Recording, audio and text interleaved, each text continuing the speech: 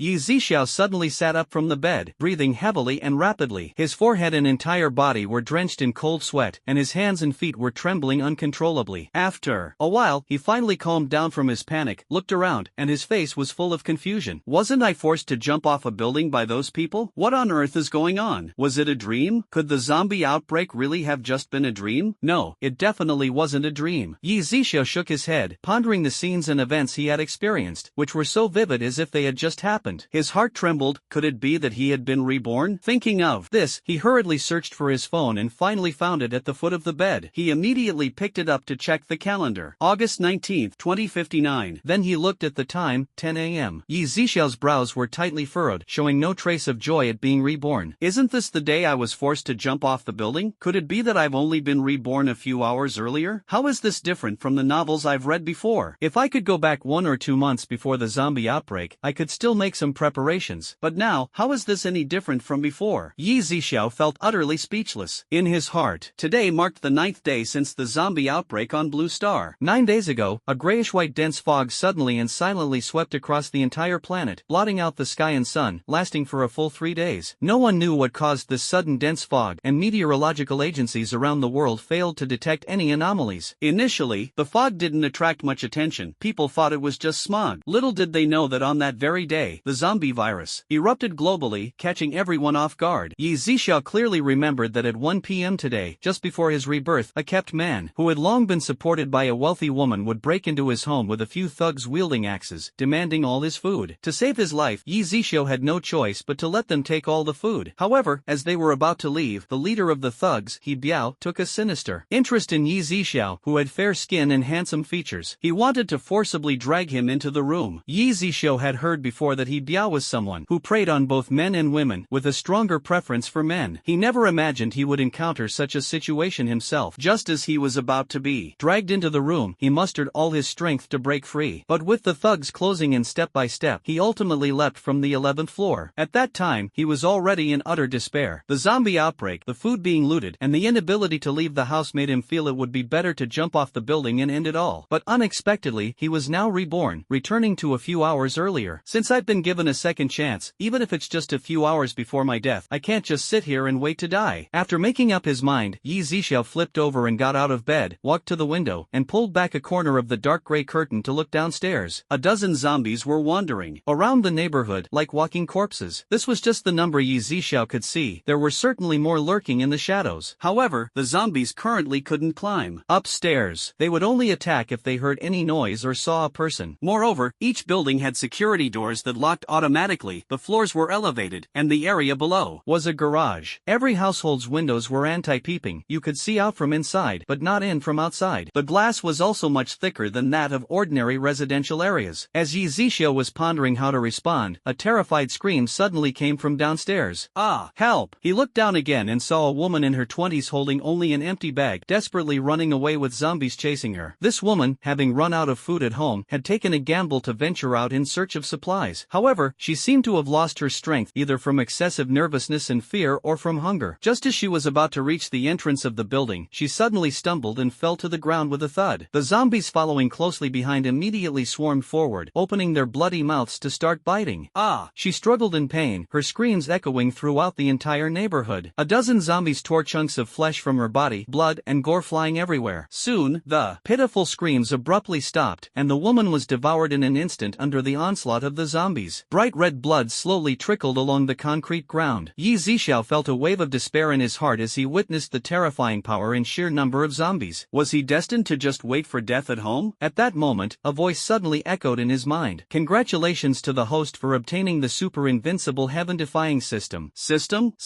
It's the system. Yzia suddenly realized, his eyes sparkling with excitement. He had read countless system novels and understood that having a system meant having hope. Sure enough, in the next moment, a pale blue light screen appeared before Yzia's eyes. As the chosen one bound to the system will directly grant the host 3 treasure chests. Just as Yzia was feeling puzzled, the system continued. The first treasure chest grants all element abilities and raises your strength to the peak of the 6th tier. Full spectrum abilities? 6th tier? What does this mean? Yzia was utterly confused at the moment. When the apocalypse arrives, some humans, zombies, and animals will evolve due to environmental changes, forming a tiered classification system. I see. key. Yzia nodded, but before he could process this information, a golden light shot out from the blue screen and instantly entered his forehead. The golden light coursed through every vein and bone marrow in his body, spreading throughout his entire being. Before long, Yzia felt his whole body heat up. His previously frail physique unexpectedly developed some muscle, his facial features became more defined, and his eyes shimmered with a golden glow. After the golden light disappeared, Yzia felt as if he had been completely transformed. Standing at an already impressive height of 180 centimeters, he now appeared even more upright and handsome, with a newfound determination in his gaze. What delighted him even more was the sudden emergence of knowledge in his mind about how to wield various supernatural abilities: wind, rain, thunder, lightning, metal, wood, water, fire, earth, strength, spirit, time, space. And space was further divided into two types, one being his own spiritual storage space, and the other being control over the surrounding space, which could be used to kill enemies or teleport instantly. Feeling the changes in his body, Yzia was overjoyed. However, moments later, he felt as though his body had become a bottomless black hole, craving more energy. It seemed that his current strength was insignificant in the face of this abyss. Yzia was puzzled by this sensation, assuming it was merely a strange reaction from his body after acquiring such abilities. Host, based on the system's predictions for the evolution of future supernatural abilities, even if the number of awakened individuals increases, your strength will remain the strongest on Blue Star for the next 5 years. You possess abilities across all categories, and only those who reach the 7th tier can rival you. However, barring any special circumstances, no 7th tier ability users will emerge within the next 5 years, and you will continue to grow stronger. When can I continue to advance? Yzia asked impatiently. He had no intention of stagnating at the 6th tier. Although the system assured him of his invincibility for the next 5 years, he still wanted to prepare for the future. Host, the system will notify you when encountering items that can enhance your strength. Currently, your strength has reached the 6th tier, and your lifespan has increased by 300 years. 300 years of lifespan? The increased lifespan made Yzia incredibly excited. It was an unexpected surprise. However, after a moment, he couldn't help but curiously ask, do those evolved humans also extend their lifespan by enhancing their strength? Yes, host. Yzia nodded, starting to calculate in his mind. According to the system, his strength could continue to improve in the future, which meant his lifespan might also extend, possibly reaching 1,000 or even 10,000 years. At that moment, the system's voice sounded again. The second treasure chest, a 9-story supermarket. As soon as the system finished speaking, a 9-story supermarket appeared in Yzia's spiritual space. His heart was filled with indescribable joy. With the supermarket, he would no longer have to worry about food in the future. Immediately, his consciousness entered the supermarket. Walking into the first floor, he found it to be over 1,000 square meters. Apart from a 3.5-meter wide glass door in the center, the surroundings were all transparent floor-to-ceiling glass windows. Yzia saw the shelves piled high with various supplies, and he couldn't contain his excitement. Rice, flour, grains, oil, seasonings, self-heating hot pots, compressed biscuits, canned food, beef jerky, chips, all kinds of snacks, cigarettes, as well as alcoholic and non-alcoholic beverages, everything was available. In the middle of the supermarket were 3 refrigerators filled with ice cream, frozen dumplings, tang yuan, and a dazzling array of other delicacies. An entire wall of shelves was stocked with daily necessities: toilet paper, sanitary pads, shampoo, body wash, toothbrushes, towels, as well as pots, bowls, and pans, among other items. Yzia did not continue to examine carefully but instead went up to the second floor along the stairs. However, just as he reached the end of the staircase on the second floor, he was blocked by a water-like barrier with the words fresh/frozen food area written on it. Yzia looked at the water-like barrier, but no matter how hard he tried, his consciousness could not penetrate it. System, what's going on here? Yzia asked in confusion. Unlocking access to the second floor requires me to sell enough items first. The supermarket only accepts gold, silver, jewelry, luxury watches, antiques, and so on. After listening to the system's explanation, Yzia looked at the blue panel. Sure enough, below the option to unlock the second floor of the supermarket, there was a label indicating 30 million, but the progress was still at 0. He understood that to unlock this floor, he would need to sell items worth 30 million. Currently, for every 10 million worth of goods sold in the supermarket, you can trigger the prize wheel, which contains items that can enhance your abilities. Yzia's eyes lit up. The system then continued. The third treasure chest contains a necklace, which is also a key. Please make sure to keep it safe. As soon as the system finished speaking, a black metal pendant necklace appeared around Yzia's neck. System, what kind of key is this? He asked curiously. Host, you will find out in the future. When the time comes, a brand new journey will begin, and your future will be limitless. The system's voice faded, and the blue panel disappeared. Yzia didn't mind the system's cryptic response, but his curiosity was hard to suppress. He wanted to know where where this system came from and why it had chosen him. Without any clues, he decided not to dwell on it. He thought to himself that as long as he grew stronger and extended his lifespan indefinitely, the answers would eventually reveal themselves. Afterward, Yzia began to slowly sense his supernatural abilities in the living room. Not long after, he walked to the balcony window, opened it about 2 palms wide, and aimed a strike at the zombies below. Instantly, a purple lightning bolt shot out from his palm, piercing straight through a zombie's forehead. The zombie collapsed to the ground, black smoke rising from its forehead. The other zombies paused briefly at the sound, then resumed wandering aimlessly around the neighborhood. I only used 10% of my power, and it's already this strong? Yzia thought in amazement. Now that I have such strength, there's no need to fear those insignificant ants anymore. Due to the zombie outbreak, everyone had been living in fear, and Yzia had lost his appetite in recent days. But at this moment, he suddenly felt hungry. Indeed, joy brings vitality, and with his spirits lifted, his appetite returned, and he ate with great relish. Yzia opened the fridge, took out some chicken wings, and made a dish of cola chicken wings. He also grabbed a bag of dumplings from the supermarket and cooked them. After eating his fill and drinking a bottle of fizzy soda, he lay contentedly on the sofa, recalling everything from the past, from winning the lottery a year and a half ago by sheer luck, to buying this house, to spending the past year working from home on the computer, and then to the zombie outbreak when his neighbors, who used to frequently bring food home, betrayed him under Hibiao's threats, leading him to choose to jump to his death. My life shouldn't have ended, and you all owe me this life. Yzia's tone was icy cold. Afterward, he picked up his phone to check the latest news online. At the top was still the trending topic about the apocalypse, while the rest were gruesome scenes of zombie outbreaks across Blue Star. Just then, a new message popped up in the residents' group chat. Yzia clicked on it, and as expected, it was another voice. Message from Hibiao. I'm Hibiao, living in Building 3, Unit 802. I'm sure you've all heard of my name around here. No need for small talk, later, all of you must hand over some food. If anyone refuses and pisses me off, don't blame me when I barge into your home and make sure a white blade goes in and a red blade comes out. It would naturally be best if these people obediently handed over their food. Hibiao didn't want to go through the trouble of killing anyone, nor did he want to push the entire building's residents to the brink. Right now, he only had 3 lackeys with him, and if too many people got involved, it would be hard for him to handle. Most households now had little food stored, and those with some were already worried it wouldn't be enough for themselves. How could they possibly be willing to give it up? The residents' group chat fell silent. At this moment, Hibiao sent another voice message. I'll give you time to think. Get ready. In 1 hour, if anyone hasn't handed over food, I'll skin them alive. Shortly after, someone in the group was the first to send a message. Brother Biao, I really don't have any food at home, but I know who has a lot. If I tell you, can you let me off the hook? Yzia looked at the message, his eyes narrowing slightly. It was this gigolo, kept by a wealthy woman, who had brought Hibiao into his home. This gigolo was about 21 years old. Previously, when he saw Yzia buying so many things to take home, he even joked about whether Yzia was planning to open a supermarket at home. Meanwhile, he himself was often seen cuddling and hugging different women, all of whom were invariably over 50 years old. Moreover, there was one time when Yzia personally witnessed the gigolo calling a woman in her 60s, with a face full of wrinkles, baby, sweetie, and darling. At that moment, he almost vomited his dinner from the night before. Sure enough, when Hibiao heard the gigolo's words, he perked up and replied in the group chat, if you tell me, not only will you not have to hand over anything, but you can also get more benefits. I'll share a bit with you. The gigolo's face immediately lit up with joy. After all, living with the wealthy woman meant he ate delicacies every day and never had to cook at home. He had long since lost interest in ordinary food. The wealthy woman had spoiled him with a refined palate, and now all the expensive fruits and foods sent to his home had been consumed. He was worrying about what to do next. So, the gigolo quickly typed on his phone, Brother Biao, that person lives in our building. I know where he lives. I'll take you there later. At this point, someone in the group had already started speculating and chimed in, yeah, I saw a young guy in our building before. He bought quite a lot of stuff. Yes, I saw it too, Brother Biao. The stuff he hoarded is enough for you to eat for a few months. That's right, I've seen it too. Everyone chimed in one after another, clearly hoping that after Hibiao took Yzia's supplies, they could also avoid the trouble of handing over food. Humph. Yzia let out a cold snort and put down his phone. Based on the previous timing, that pretty boy would bring Hibiao up within 10 minutes. Yzia walked to the front door, opened it slightly, and waited quietly for Hibiao and his group to arrive. Sure enough, before long, he heard voices at the door. Brother Biao, it's right here. The pretty boy walked ahead to lead the way, while Hibiao and his 3 underlings, holding axes and hammers, followed closely behind. When they reached the front door, Hibiao's underlings were about to swing their axes to break the lock, but upon closer inspection, they found the door was ajar. Boss, this guy didn't even lock the door. Hibiao pushed his underling aside to take a look and indeed saw a gap in the door. Ah, this makes things easier. Biao laughed. Maybe this guy saw the message you posted in the group, Boss Biao. Having heard of your reputation, he didn't dare to oppose you and left the door open to welcome you, the pretty boy flattered. He was skilled at pleasing wealthy women, so naturally, he knew how to butter someone up. Sure enough, Biao nodded with a smile after hearing the pretty boy's words.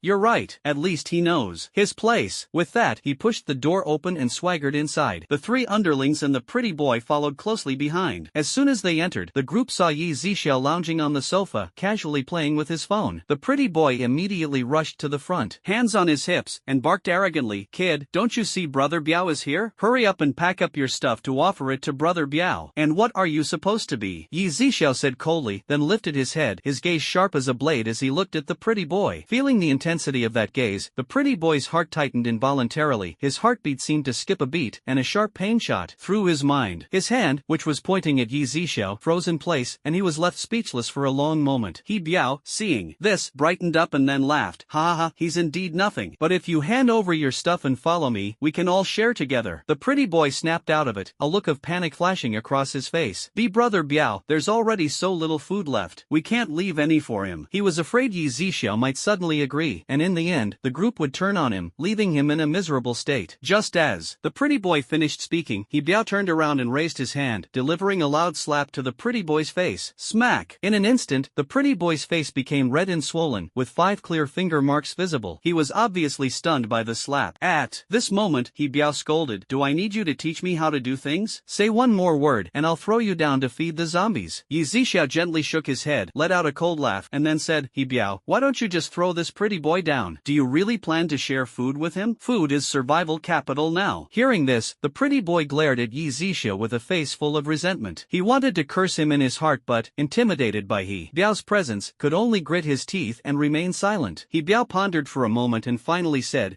you do have a point. He had never really wanted to share food with the pretty boy. His earlier words were just offhand remarks. Now that Yzia brought it up, it perfectly aligned with his own thoughts. Biao, Brother Biao, you can't listen to this kid. The pretty boy was truly terrified at this moment, his body beginning to tremble slightly. Yzia felt secretly pleased, wanting them to kill each other and see how this pretty boy would die in regret. Biao immediately gave a signal to his underlings, and a few of them quickly stepped forward, grabbing the pretty boy's arms. Biao, Brother Biao, don't kill me. I'm willing to do anything for you. I have experience, all kinds of experience. I'm definitely better at serving you than that kid. As long as Brother Biao spares me, I'll do whatever you want. The pretty boy was already panicking, and if it weren't for Biao's underlings holding him up, he probably would have knelt down and kowtowed by now. Biao listened to the pretty boy's pleas, carefully sizing him up, but then shook his head. You're not quite to my taste. After saying that, he seemed a bit impatient and waved his hand, and those underlings took the pretty boy to the balcony of the living room. The pretty boy struggled desperately, his pleading eyes turning to Yzia. I was wrong. Please help me beg for mercy. From now on, I'm willing to be your dog. I'll do whatever you want. Are you even worthy of being my dog? You must think too highly of yourself, Yzia said coldly. The pretty boy, seeing that this method wasn't working, rolled his eyes and immediately said, I know which family has plenty of food. As long as you let me go, I'll take you there right away. I don't want anything. It will all be yours. If you know, then just say it directly. There's no need for you to take us there. Yzia responded. The pretty boy's eyes flickered. It was merely a stopgap measure. He was planning to randomly name a family and then look for an opportunity to escape. However, Yzia's sharp gaze flashed, and Biao naturally noticed it as well. Biao had been in the underworld for so long, how could he not understand the pretty boy's intentions? He immediately shouted angrily, damn it, dare to mess with me? Throw him down. No, no, Brother Biao, spare me. The pretty boy screamed in terror, still struggling desperately, trying to break free from the grip of several underlings. However, with his thin arms and legs and weak body, how could he possibly escape from those strong gang members? At this moment, his heart was filled with regret. Why did he have to be the one to stand out? Clearly, everyone in the building knew that Yzia's family had plenty of food. If he had waited a little longer, perhaps the one facing death now wouldn't have been him. No matter how much he regretted it, it was already too late. His body had been lifted by the underlings, ready to be thrown out the window. Brother Biao, I beg you, don't kill me. Killing is against the law, you guys. With a scream, the pretty boy was thrown off the balcony by the 3 underlings. Yzia's lips curled into a slight smile as he slowly stood up, walked to the edge of the balcony, and looked down. He saw the zombies already drawn by the noise, swarming over and surrounding the pretty boy.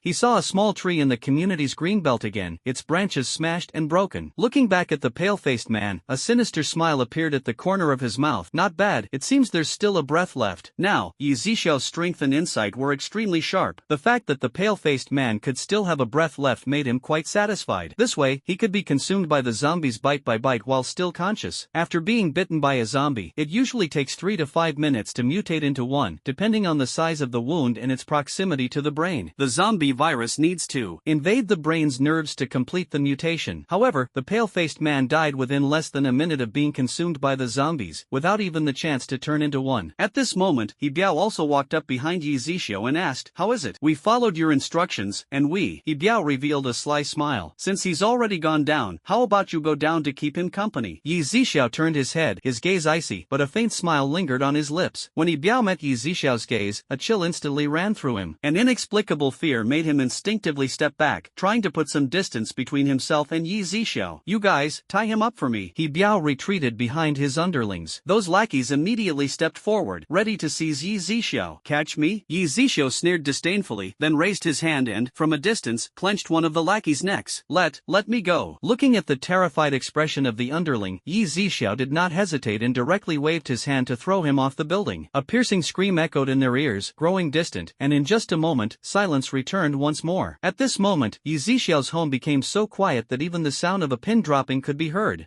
What method did you just use?" Hibiao swallowed and finally asked. Everyone had just witnessed it with their own eyes. Yzisha hadn't even touched that lackey, yet somehow, he strangled him mid-air and tossed him aside. The scene was so bizarre, it sent chills down people's spines. The two remaining lackeys were so frightened their legs went weak, and they instinctively staggered backward. "You'll find out soon enough what I'm capable of." Yzishao's tone was icy cold, like a demon straight out of hell. As soon as he finished speaking, he did the same thing again, without moving a step. He grabbed the two lackeys who were about to turn and run by the back of their necks, flinging them away with a vicious force. With two screams ringing out, only Hibiao was left, his face filled with terror.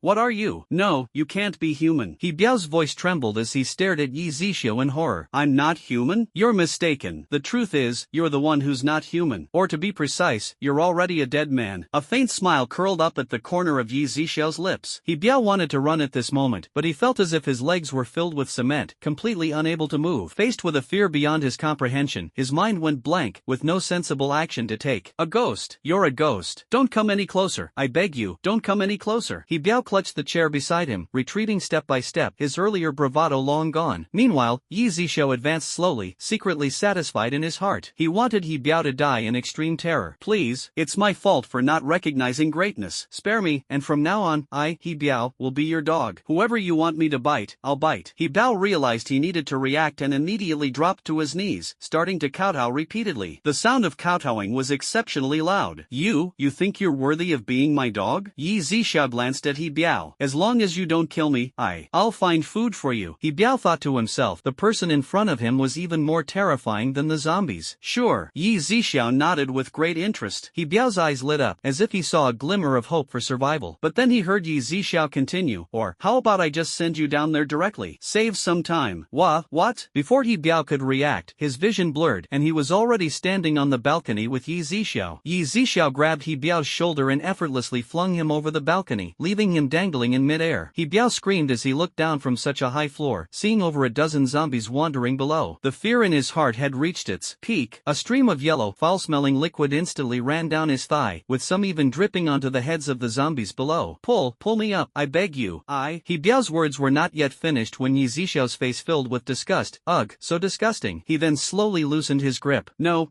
I don't want to die yet. Please, I'll do anything you want, really." Yzisha smiled and shook his head, completely letting go. Accompanied by a scream, Hibiao fell straight down, his brains splattering, meeting a tragic end in an instant. "Death is too easy for you, truly letting you off lightly." Yzisha finished everything, leisurely walked to the door, closed it, and then returned to the sofa, reclining lazily. At this moment, the neighborhood group chat was unusually silent. Everyone had heard the screams just now, and through their windows, they had a clear view of Hibiao's miserable state. They knew well that Hibiao and his men had come looking for Yzisha, only to meet such a fate. Especially those who had previously echoed the sentiments of the pretty boy and Hibiao in the group chat, they were now trembling with fear at home, dreading that Yzisha might come knocking to settle accounts later. Some even hurriedly changed the photos in their profile pictures. However, those who hadn't chimed in within the group chat felt differently. With Hibiao gone, they no longer needed to hand over their belongings and immediately breathed a sigh of relief. This revenge can be considered settled, Yzisha murmured. However, he did not plan to take the supermarket out of the space just yet. Firstly, he wasn't sure if there were any awakened individuals around now, and he didn't want to attract official attention. Although the supermarket could withstand a nuclear bomb and he wasn't afraid, he still preferred to avoid trouble. Secondly, with zombies rampant, everyone was trying their best to hide. Ordinary people without abilities didn't dare to go out casually, only those on the brink of starvation would risk venturing out to find food, making it impossible to conduct business. The number of looted supermarkets outside was also very limited. This was not only due to the presence of zombies but also because of surveillance. Many households had food reserves, and no one could be certain whether this disaster was only temporary. People were unwilling to take the risk and preferred to wait for national rescue efforts. Therefore, Yzia decided to wait and see, planning to retrieve the supermarket supplies at a more opportune time. Over the past few days, the television had broadcasted numerous reports of official armed forces eliminating many zombies. Some people still held hope in the authorities and dared not disregard the law or act recklessly. However, the zombie virus had spread widely across Blue Star at an alarming speed, making it extremely difficult to contain. Yzia opened his phone to check the current situation, as some places even had live broadcasts. As soon as he opened a video, he was met with an extremely gory scene. Zombies were everywhere, and those fighting against them soon became one of them. Yzia frowned slightly. In the video, the eyeball of a zombie suddenly turned from white to gray, and its speed and agility instantly increased several times. It managed to dodge several bullets, then leapt forward and attacked the gunman, biting his neck as blood splattered everywhere. System, has this zombie mutated? Yzia asked. Yes, host. Some zombies have already evolved from Tier 1 to Tier 2. Their intelligence and combat abilities are rapidly increasing, and some zombies have even awakened special abilities, the system replied. After hearing the system's response, Yzia stared at the scene in the video again and noticed that 1/5 of the zombie's pupils had turned gray. Quick, retreat! A panicked shout came from the video.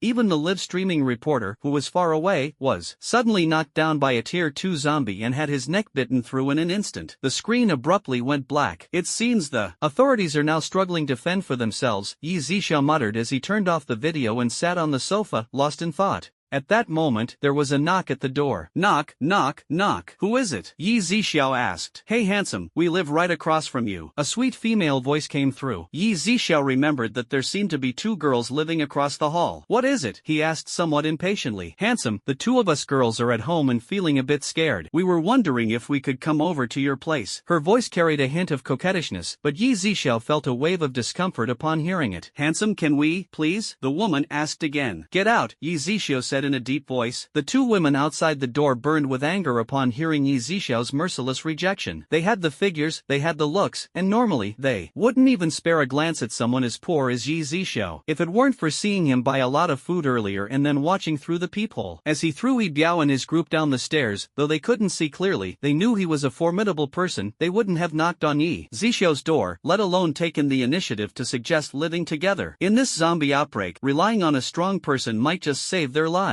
One of the women calmed herself slightly and coquettishly said again, Handsome, we're running out of food at home. Could you spare us a little? Keep dreaming, Yzia replied coldly. You're a grown man, and you can bear to watch the two of us women starve to death at home, a woman said. Yzia didn't want to pay any more attention to the two of them, thinking that even if they died, it had nothing to do with him. He returned to his room, shut the door, and prepared to take a nap. The two women chattered outside for a while, but when they got no response from inside, they stomped their feet in frustration and turned to go back to their own home. Yzia ended up sleeping straight through to 7 p.m. It's been so long since I've had such a good sleep, he stretched lazily. However, when he got up and looked out the window, he suddenly noticed that a thick fog had risen again. He clearly remembered that it was the same before the zombie outbreak, but this time the fog was different from the previous grayish-white. It had a faint bluish tint, like being surrounded by clouds, with glimpses of a starry blue sky. Moreover, this fog wasn't too dense, with visibility of about 10 meters. Yzia felt that the temperature seemed to have dropped significantly. Today, he checked the thermometer and saw that the outdoor temperature had fallen from the previous 30 degrees to 20 degrees. Even though it's already evening, the temperature's dropping way too fast, Yzia muttered to himself. At that moment, a sudden burst of terrified screams from both men and women came from downstairs. Yzia looked up again and saw that on the first floor of the building opposite, the thick burglar-proof glass on the balcony had been smashed by zombies. Zombies were jumping one after another into the first-floor apartment. Yzia noticed that the zombies' pupils had turned gray. The zombies here have mutated too? It seems that before long, even staying upstairs will no longer be safe. Previously, zombies would only attack when they saw people or heard noises. But now, many zombies seem to have gained some intelligence, and their sensitivity has significantly increased. As long as the distance isn't too far, they can easily detect where people are. The events happening in the building across the street caught the attention of many, and panic began to spread in their hearts. Those living on the lower floors, in particular, were desperate to flee to higher ground. However, with zombies already entering the stairwells, where could they go? All they could do was pray that the zombies wouldn't find them. But as the sound of shattering glass echoed continuously, piercing screams came from every building, and even Yzia could hear the sound of zombie footsteps in his own stairwell. Yzia didn't continue to investigate. After all, with his current abilities, dealing with zombies was no challenge. He could easily eliminate them one by one. When he picked up his phone to check the residence group chat for any updates, he suddenly received a friend request. Feeling a bit puzzled, he still accepted the request. Less than a minute later, he received a voice message. "Hey there, handsome, we're your neighbors from across the hall. Please let us come to your place. The stairwell is full of zombies, and we're so scared." Yzia replied, "You're scared? What does that have to do with me?" He remembered how these two women used to act so arrogant when they saw him, practically looking down their noses at him. And now, they were suddenly pitiful and pleading coquettishly for help, a complete transformation. Yzia was an orphan, with no relatives at all. He grew up in an orphanage, which never gave him any warmth. All the children there tried every possible way to attract wealthy people to adopt them, and he became withdrawn, indifferent, and even ruthless amidst the betrayals. The adults in the orphanage only liked lively and adorable children, so someone like Yzia was naturally unwelcome and often bullied. This was why, after winning the lottery, he chose to stay home and avoid contact with others. Human nature is unpredictable, something Yzia understood from a young age. Especially now, in the apocalypse, someone who calls you a brother one moment could stab you in the back the next, whether they were a friend, lover, or even family. Two women saw Yzia's reply, exchanged a glance, and seemed to make a certain decision. Shortly after, Yzia received another message from them. "Little brother, if you agree to let us come to your place, protect us, and provide us with food, then from now on, we will both be yours." Really willing to go all out? And two of them? He shook his head. He was used to being alone and independent. Not to mention getting close to two women, even. With just one, he would feel completely uncomfortable. "I'm not interested in you. If you keep bothering me, don't blame me for being rude," Yzia replied. These two women had no enmity with him. Although he found them somewhat annoying, he wouldn't kill them outright just because they sought his help. Seeing his reply, the two women were stunned. "Not interested? Could it be that he likes men?" one of the women said in disbelief. "Absolutely. That explains it. We're so good looking, with great figures, how could he possibly reject us when we're practically throwing ourselves at him? Why are we so unlucky?" Yzia was unaware of their conversation, otherwise, he would have been furious enough to throw them out to feed the zombies. He was definitely straight, but due to childhood trauma, he disliked close interactions with others. Yzia stopped looking at his phone and instead took an ice pop from the supermarket to enjoy slowly. Eating an ice pop in cool weather was just perfect. After finishing it, he began preparing dinner, only to find that the vegetables were gone and there was very little fresh meat left. The supermarket provided by the system has currently unlocked only the first floor, while the fresh fruit and vegetables section is on the second floor. After eating, Yzia planned to go out to buy some fruits, vegetables, and meat. He simply cooked a pack of instant noodles, added a box of luncheon meat, and made do with a meal that tasted pretty good. Shortly after, Yzia put on a baseball cap and mask, ready to head out. After all, with surveillance around, he didn't want to reveal his abilities too early. Having been reborn for only a few hours, he was completely unaware of how the future would unfold or what measures the authorities might take, so being cautious was always wise. Yzia walked straight down the stairs, and as soon as he reached the 10th floor, he saw three blood-covered, snarling zombies rushing toward him. The sound of crackling electricity and the zombies' roars rang out simultaneously. In an instant, the zombies collapsed to the ground less than 2 meters away from Yzia, emitting a burnt smell that made him feel slightly nauseous. With a light tap of his toes on the ground, he swiftly leaped over the fallen zombies and continued heading downstairs. After stepping out of the apartment building, the zombies wandering around the neighborhood noticed the commotion and frantically charged at Yzia. However, he simply sprinted toward the neighborhood gate at a speed that left the zombies stunned. There was a small supermarket at the gate, but it didn't have fresh food. He needed to go to a larger supermarket a kilometer away. Although there were surveillance cameras in the area, Yzia avoided using his extraordinary abilities and relied solely on running. Despite his astonishing speed, compared to headshots from afar or lightning flashing with a wave of his hand, this display seemed far less shocking. Not long after, Yzia arrived at the supermarket. The electricity inside was still functioning. functioning, but the glass doors had already been smashed. Looks like someone has been here, Yzia muttered to himself as he walked into the supermarket. He remembered that the fresh food section was on the basement level, so he headed there without hesitation. Fortunately, although many items on the basement level had been taken, there was still plenty left. After all, with zombies rampant, there were very few people who dared to venture out to scavenge. Moreover, the surveillance cameras inside had already been destroyed, saving Yzia a lot of trouble. He then proceeded to store everything in sight into his space: chicken, duck, pork, beef, lamb, various sashimi, eggs, fish, shrimp, seafood, sausages, cured meats, as well as vegetables, fruits, and more. Since time was frozen in his space, he didn't have to worry about the food spoiling. Yzia cleared out the basement level and then went up to the first floor, which was the electronics section. He only took a few phones and tablets before heading directly to the second floor. The second floor housed daily necessities like toilet paper, toothbrushes, toothpaste, and shower gel. Although the supermarket had these items, since he was already there, he decided to take them as well. On the third floor, which was the grains and snacks section, items like instant noodles, compressed biscuits, and other food supplies were almost gone. Yzia speculated that whoever had taken these items must have been skilled and likely part of a team. He then collected all the remaining items. On the fourth floor, there were men's and women's clothing, including all kinds of inner and outerwear and socks. Yzia stored all these clothes into his spatial ring. The fifth floor was for bedding, including sheets, quilts, pillows, and even massage chairs, all of which he stored in his space one by one. Although some of these items might not be immediately useful to him, in the apocalypse, no one could predict what the future would hold. Perhaps one day they would come in handy, or he could trade them for something he needed. In any case, it was better to be prepared. After he packed everything into the space, he left the supermarket. Yzia had no intention of going to other supermarkets. The next one was far away, and he didn't want the hassle. The fresh food he had just stored in the space was enough to last him over a year, and once the second floor was unlocked, there would be no shortage of fresh supplies in the future. Just as he stepped out of the supermarket, he sensed a zombie lunging at him from behind. As he was about to take action, he suddenly heard a whooshing sound. Yzia turned around and saw that the zombie, less than 2 meters away from him, had been pierced straight through the forehead by an ice spike. Was this an ability? His heart trembled. At that moment, a young man with delicate features, looking to be in his early 20s, walked over from across the street and asked, "Are you okay?" Yzia shook his head and said, "What you just used was..." The man smiled and said, "Just 3 days ago, I don't know how it happened, but I suddenly discovered that I had awakened an ice ability." "Are there many people with this kind of ability now?" Yzia asked. "Probably not many, but I know two. One can control fire abilities, and the other has water abilities," the man replied. Yzia seemed thoughtful. At that moment, a zombie suddenly rushed out from the corner behind him. Yzia reacted swiftly, turning around instantly, his gaze sharp as he remotely blew the zombie's head off. The man, seeing this, his eyes lit up and he immediately said, "My name is Yunnan. What's yours?" "Yzia. I saw you easily kill that tier 1 zombie just now. What kind of ability did you awaken?" Yunnan asked. "Perhaps it's a mental ability," Yzia replied. "Wow, you're amazing. A mental type ability, no wonder you can kill zombies from a distance. So it's your mind that can harm others," Yunnan said, giving Yzia a thumbs up. Yzia merely smiled faintly. Yunnan continued, "Your ability is indeed very strong, but zombies are constantly evolving, and it's dangerous everywhere. If you're willing, you can come with me and join us. I've formed a small team with 2 other ability users, called the Blue Sky Squad." Before Yunnan could finish speaking, Yzia interrupted him. "No need, but thank you." Seeing Yzia's straightforward refusal, Yunnan didn't insist and simply said, "Alright, but if you ever want to join, you're welcome anytime. We're in the largest factory in the west of the city." Yzia nodded and then took his leave. Suddenly, he remembered that there seemed to be a pharmacy on the nearby street. Although with his current abilities, he hardly needed any medicine, he decided to check it out just in case. On the way, Yzia encountered several zombies, covered in blood and bearing their fangs and claws, lunging at him. His eyes narrowed, and a powerful mental pressure was instantly unleashed, causing the zombies' heads to explode from a distance. At this point, Yzia no longer had to worry about his abilities drawing attention or causing trouble. After all, with so many ability users around now, he was no longer the special one and wouldn't attract undue notice. Arriving outside the pharmacy, he found that the glass door had already been smashed and about half of the medicines inside remained. Yzia collected all of them into his personal space. After finishing this, he prepared to head home. On the way, he encountered several more zombies, but none of them could get close to him before their brains burst and they died. Returning to his apartment complex, Yzia chose to take the elevator upstairs. However, just as he was about to open his door, he suddenly heard the sound of a door opening behind him. Instinctively turning around, he saw 2 women poking their heads out. Looking around to confirm confirmed there were no zombies before, quickly stepping out and approaching him. One grabbed his clothes, and the other held his hand. These two women were Yzia's neighbors. From across the hall, Zhang Lele and Lin Shui. One had voluminous wavy hair, and the other had long, straight black hair. Both were stunning beauties with perfect figures and faces. However, as Yzia looked at these two lovely women, he sternly scolded, "Get lost." Lin Shui looked at Yzia with teary eyes, pitifully pleading, "Big brother, please let us stay at your place. We can be your maids, your servants, whatever you want us to do, we'll do it, as long as you can keep us safe." Zhang Lele also begged, tightly clutching Yzia and even rubbing her body against him. Initially, they had thought from Yzia's WeChat reply that he might be gay, but upon further reflection, they suspected he was just making excuses to avoid sharing food with them. So, they decided to try again. They didn't believe there was a man in the world who wouldn't be tempted by them. With their looks, they were confident that even if Yzia really was gay, they could straighten him out. However, Yzia, who was already impatient, felt increasingly disgusted by Zhang Lele's flirtatious behavior and touch. He sternly scolded again, "Get lost." However, the two women seemed to have made up their minds and refused to let go. "Unless you agree to let us stay at your place or give us some food, we won't let go," Zhang Lele said, clinging to Yzia like a leech. Yzia's eyes turned cold, and a powerful aura instantly swept out from him, sending the two women flying and crashing into the wall nearby. "Ah, it hurts." Wah! The two women couldn't stop their tears, crying pitifully. Yzia, however, didn't even glance back. He opened his door, closed it, and locked it in one swift motion, thinking to himself that if these two women continued to pester him, he would end their lives, even if there was no personal grudge. The commotion upstairs caught the attention of the zombies, and the sound of footsteps on the stairs grew closer. Upon hearing this, the two women immediately stopped crying, and scrambled back into their own apartment, slamming the door shut with a bang. Behind the door, they gasped for air, panic-stricken, completely forgetting the pain in their bodies. It was only after a long while that the sound of the zombies' footsteps gradually faded. The two then rolled up their sleeves and looked down at their arms, waists, backs, and even shoulders, all covered in bruises. They knew in their hearts that if Yzia had used just a bit more strength, their bones would have been shattered. In the apocalypse, with a lack of medical resources and medicine, injuries to hand bones or ribs left little chance of survival. "That damned man. If I ever get the chance, I'll never let him off." Zhang Lele gritted her teeth and said. Although Lin Shui was also furious, she was well aware of their current predicament. "Lele, we can barely take care of ourselves right now. Those guys who used to pursue us are either out of contact or too scared to leave their homes. If this goes on, we'll starve to death." Hearing this, Zhang Lele instantly deflated like a punctured balloon. Their food had run out yesterday, and today they were surviving on water alone. From time to time, the neighborhood echoed with a scream or two, sending chills down everyone's spine. They kept kitchen knives and wooden sticks by their sides for self-defense. The number of zombies was steadily increasing. Yzia had shut all the windows tightly, unwilling to let the screams disturb his sleep. The next day, Yzia got up. He had slept quite well last night. Opening the window to look outside, he saw that the thick fog was almost gone. He walked to the living room to get some fresh air, but as soon as he opened the window, a gust of cold air hit him in the face. Yzia took out his phone and saw that the outdoor temperature had already dropped to 3 degrees. This level of cold was nothing to him now, so he remained in his thin, long-sleeved pajamas. "System, why has the temperature dropped so quickly? Could it be that the extreme cold is coming?" Yzia found it very strange, as it was only August. "Yes, host. The extreme cold is approaching, but with your physical condition, it won't affect you at all. Only 10 days after the zombie incident, and now we have to face extreme cold. I fear not many people will make it through. The apocalypse has arrived. Survival of the fittest, the strong prevail," the system replied succinctly. Yzia nodded and didn't think much of it. After all, it didn't matter to him. He cooked some noodles for breakfast, and when he noticed his phone lighting up incessantly, he picked it up to find people in the group chatting, all complaining. "What kind of weather is this? It's only August, and it's already dropping to 0 degrees. Yeah, it's so cold I can't stand it. Do you think it could be the end of the world coming? No way. Don't scare me. I'm really afraid. I used to hope the country would wipe out the zombies and rescue us, but if it really is the end of the world, what should we do? What to do? Let's all die together. What's there to be afraid of?" Yzia looked at the group chat where everyone was chiming in one after another and could only shake his head. Who wouldn't fear death? When the extreme cold truly arrives, no one will likely be able to face life and death calmly. Zombies can still wait for rescue, but natural disasters are much harder to deal with. How can ordinary humans contend with nature? By then, the ugly side of human nature will inevitably be fully exposed. In fact, under the torment of cold, hunger, and fear, many people's hearts have already quietly changed, though they've been suppressing it. Once an opportunity arises, the eruption will be uncontrollable. Yzia turned on the TV, and the screen was filled with the usual messages, stay safe, do not go out unless necessary, keep doors and windows tightly shut, and wait for rescue. Afterward, he returned to his room, played a few rounds of games on his computer, and then took a hot bath, feeling very comfortable. Meanwhile, other residents were busy pulling out down jackets and thick quilts. Although there was still electricity, many didn't dare to turn on the air conditioning, fearing the noise might attract zombies. They could only wear down jackets and padded clothes, waiting hopefully for the government's rescue. In the afternoon, the temperature dropped further, reaching -2°C, and snowflakes began to fall from the sky. Yzia draped himself in a coral fleece robe, sat on the soft recliner on his balcony, scrolling through videos while enjoying the snowy scenery. At that moment, he suddenly noticed that the zombies downstairs were starting to collectively emerge from the various buildings, whom Yzia continued to observe. Not long after, a large group of Tier 1 zombies, led by a Tier 2 zombie, left the residential area. Could it be that they sensed the extreme cold is approaching and are looking for a place to hide? If that's true, it seems their perception abilities have already surpassed those of ordinary humans. Yzia speculated in his heart. Currently, the zombie levels are still not high, especially Tier 1 zombies. Although they won't die in extreme cold, they would still be frozen into popsicles. Compared to extreme cold, zombies are more heat resistant. For such natural changes, many animals and insects often have stronger perception abilities than humans, and it's not surprising that mutated Tier 2 zombies can sense it in advance. After all, zombies also instinctively pursue survival. The phenomenon of zombies leaving in groups was not only noticed by Yzia but also by the people around him. However, among those who witnessed it, no one spoke up in the group chat. About half an hour later, Yzia saw people gradually heading outside, all carrying self-defense weapons like hammers, kitchen knives, and iron rods, with bags or pockets in their hands. Everyone tacitly gathered at the small supermarket near the entrance of the community. Over the past few days, many people's food supplies had almost run out. Now that the zombies had left, as long as they didn't starve to death, other matters seemed less significant. The crowd exchanged glances in silence, and in the next moment, they began swinging their weapons. With a loud bang, the glass door shattered, scattering fragments everywhere. Everyone rushed in, shoving and pushing, grabbing items and stuffing them into their bags, pockets, and clothes. At this point, other residents in the community also noticed what was happening. After all, the noise from the smashing and looting was quite loud. They quickly grabbed their weapons and ran toward the supermarket at the entrance. The small supermarket was soon packed with dozens of people, and more continued to pour in. The items on the shelves were quickly swept clean. Those who arrived later saw the empty shelves in the supermarket and felt unwilling to accept it, so they began snatching food from others. In an instant, sticks and kitchen knives WER. Bring me that stuff. Get out of the way or I'll kick you to death. For a while, screams, curses, and wails mingled together in a chaotic chorus. Yzia didn't even need to use his psychic abilities to observe the scene. He could easily imagine how brutal it was. At that moment, he noticed the two women from the apartment across the hall standing downstairs with bags in hand, apparently planning to head to the supermarket and get their share as well. However, they had barely reached the entrance of the complex when they suddenly stopped in their tracks, terror written all over their faces. They quickly turned and ran back, as if they'd seen something even more terrifying than zombies. The human heart is sometimes so fragile. By now, many people had already fallen inside the supermarket, blood flowing and spreading onto the road. This neighborhood only had this one supermarket nearby. To reach other supermarkets, one would have to take a turn, go around the neighborhood, and walk briskly for 7 or 8 minutes. Although the zombies had left, no one could guarantee there weren't any in other places. Everyone felt it was safer outside their own neighborhood, where at least they could see within 100 meters whether there were zombies and still have a chance to run back home. One after another, some people dashed out of the crowd, clutching items and running home, while others chased after them with knives. Yzia sneered and shook his head. This is just the beginning of the apocalypse, and things are already like this. At this moment, the snow was falling heavier and heavier. The number of casualties inside the supermarket was gradually increasing. The young and strong, or those with minor injuries, had already managed to grab a fair amount of food and were rushing home with their loot. Not long after, the entrance to the neighborhood returned to calm, though the faint smell of blood still lingered in the air. Just then, messages in the group chat began popping up again. A woman's voice message, mixed with sobs and anger, said, "You heartless murderers, give me back my husband. Killing people is against the law, and I won't let you get away with it. I'll make sure all of you go to jail." Those who had returned with their spoils couldn't help but feel a twinge of fear upon hearing this message. After all, they hadn't considered the consequences earlier. Now that they had calmed down, they felt a bit uneasy, but even so, if given the chance to do it all over again, they would make the same choice. Who knew how long this situation would last? Everyone clung to the hope that having food to eat was a blessing. Otherwise, by the time that day came, they might have already starved to death. However, no one said a word. With so many people involved, who could tell who had had killed her husband. The law doesn't punish the masses, and even going to jail was still better than starving to death. At this moment, another voice message played, an elderly man's voice, "Give me back my son, give me back my son. Even as a ghost, I won't let you off. You heartless people, I'm going out now to find zombies. I want to turn into a zombie and bite all of you to death. I will kill you, kill you. Give me back my daughter." Another hysterical woman's voice rang out. Yzia didn't want to listen any further. He put down his phone, made himself a cup of coffee, and walked to the balcony with the cup in hand. Taking a sip, he gazed into the distance. A few hours later, the outdoor temperature had dropped to -10 degrees. The snow was falling heavier and heavier, but there were no zombies left in the neighborhood. Everyone turned on their air conditioners and didn't feel particularly cold. However, those without food still found it difficult. People with cars had long since driven out to search for food. Those without cars, unable to bear the hunger, could only muster their courage to leave the neighborhood and try their luck elsewhere. The two women living across from Yzia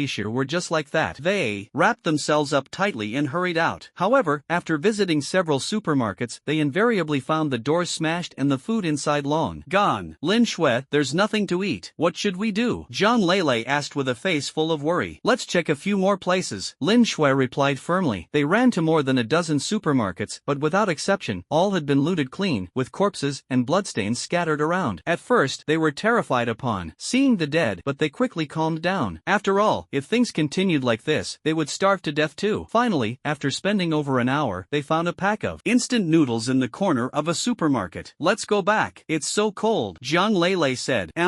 Lin Shui nodded. Finding a pack of instant noodles at least meant they could survive a few more days without starving. By this time, the outdoor temperature had dropped to -15 degrees, and both Zhang Lele and Lin Shui were shivering from the cold. However, they had only walked a few steps when an off-road vehicle suddenly sped up and blocked their path. "Hey, where are you two pretty ladies headed?" A burly man with a beard leaned out from the passenger seat, sizing up Zhang Lele and Lin Shui. "What's it to you?" Zhang Lele, displeased by his appearance, responded curtly. "Oh, feisty, aren't we? But I can see you've got other assets that I quite like," the man teased with a smirk. Although Zhang Lele and Lin Shui were bundled up, their impressive figures were still hard to conceal. Just as they were about to walk around the man's car and leave, they heard him speak again. "Don't be in such a hurry to leave. Judging by the looks of you, you must be out searching for food, right? I've got plenty here." As he finished speaking, the man wore a smug expression and rolled down the rear window. "Take a look, ladies," he said with a grin, pointing to the back seat. Zhang Lele and Lin Shui took a look and their eyes lit up instantly. On the back seat, there were several bags of rice, 2 boxes of instant noodles, and some snacks. The burly man saw their expressions and smiled with satisfaction. "So, how about it, beauties? Want to come with me?" the man asked. Zhang Lele and Lin Shui exchanged glances and hesitated for a moment. "Don't count on the authorities to send someone to rescue you. I heard the weather this time is quite strange. The temperature will keep dropping, and soon the power systems will collapse. Those higher-ups have already hidden in shelters. What's waiting for you is either starving to death or freezing to death. Besides, let me tell you, this food is just the tip of the iceberg. I have quite a few men under me. I'm the second in command of the Tiger Wolf Gang in Rong City. Who hasn't heard of my name, Black Wolf?" Zhang Lele and Lin Shui's eyes flickered. They had heard of Black Wolf's reputation, the second in command of the underworld in Rong City. The first in command, Golden Tiger, was also thriving in both the underworld and legitimate circles. They exchanged a glance and then nodded. "We'll go with you." "Heh, that's more like it. Get in the car." Black Wolf stroked his chin and gave a wicked grin. Zhang Lele and Lin Shui got into the car, and the SUV sped off. Inside the car, Lin Shui and Zhang Lele couldn't help but swallow as they looked at all the food. "Want to eat?" Black Wolf asked, pretending to be concerned as he saw their expressions in the rearview mirror. "Yes." Zhang Lele and Lin Shui nodded. "Go ahead and eat," Black Wolf said. Zhang Lele and Lin Shui's eyes lit up, and they each grabbed a bag of beef jerky, eagerly tearing open the packaging and stuffing it into their mouths. "But, after eating my food, you know how you should repay me, right?" Black Wolf said with a meaningful tone. Zhang Lele and Lin Shui froze for a moment but slowly nodded. Although Black Wolf's appearance was far from appealing, dark skin, scruffy beard, and a faint unpleasant odor emanating from him, compared to starving to death, these things seemed insignificant. "Good that you understand. I knew beautiful women like you would know how to adapt and make the right choices." "Ha!" Black Wolf laughed as he stepped hard on the gas, and the car sped down the road. At that moment, the piercing sound of sudden braking echoed through the neighborhood. Yzia walked to the window and saw 5 cars parked at the entrance of the community, with a tiger painted on their sides, its bloody mouth wide open. Shortly after, 20 men got out of the cars one after another, each with a fierce look on their face, holding steel pipes in their hands, and one of them had a gun tucked at his waist. That's right, these people were from the Tiger Wolf Gang, and the one with the the gun was none other than the gang's third-in-command, Pang Xin. Pang Xin signaled to one of his subordinates, who immediately took a loudspeaker from the car and shouted loudly into the neighborhood, "Listen up, everyone in the community. We are from the Tiger Wolf Gang. From now on, this area is under our control. If any zombies appear in the future, we will ensure your safety." Some people in the community, upon hearing these words, thought they were sent by the government for rescue. However, those who had heard of the Tiger Wolf Gang began to feel uneasy. Sure enough, the next second, the person holding the loudspeaker spoke again. "Under the protection of our Tiger Wolf Gang, starting today, you must hand over a portion of your food every 3 days. We will have someone specifically record it. If we find out that any household does not comply, they will bear the consequences." 2. Ensure a continuous supply of food. The Tiger Wolf Gang came up with this method. Otherwise, if they looted everything at once and these people starved to death, who would go out to find food for them? Nowadays, many communities have been forced to accept the protection of the Tiger Wolf Gang. Every 3 days, they come to collect, and the residents have no choice but to venture out into the freezing cold to search for food to hand over to them. This way, the Tiger Wolf Gang saves themselves the trouble. Only then did everyone understand that the Tiger Wolf Gang was not here to provide rescue but clearly to seize the food, under the guise of righteousness. "We don't need your protection, we won't hand it over." At that moment, someone upstairs shouted loudly from the window, "Yes, we won't pay. I won't hand it over either. We have no food left at all." Everyone protested one after another, scrambling to speak.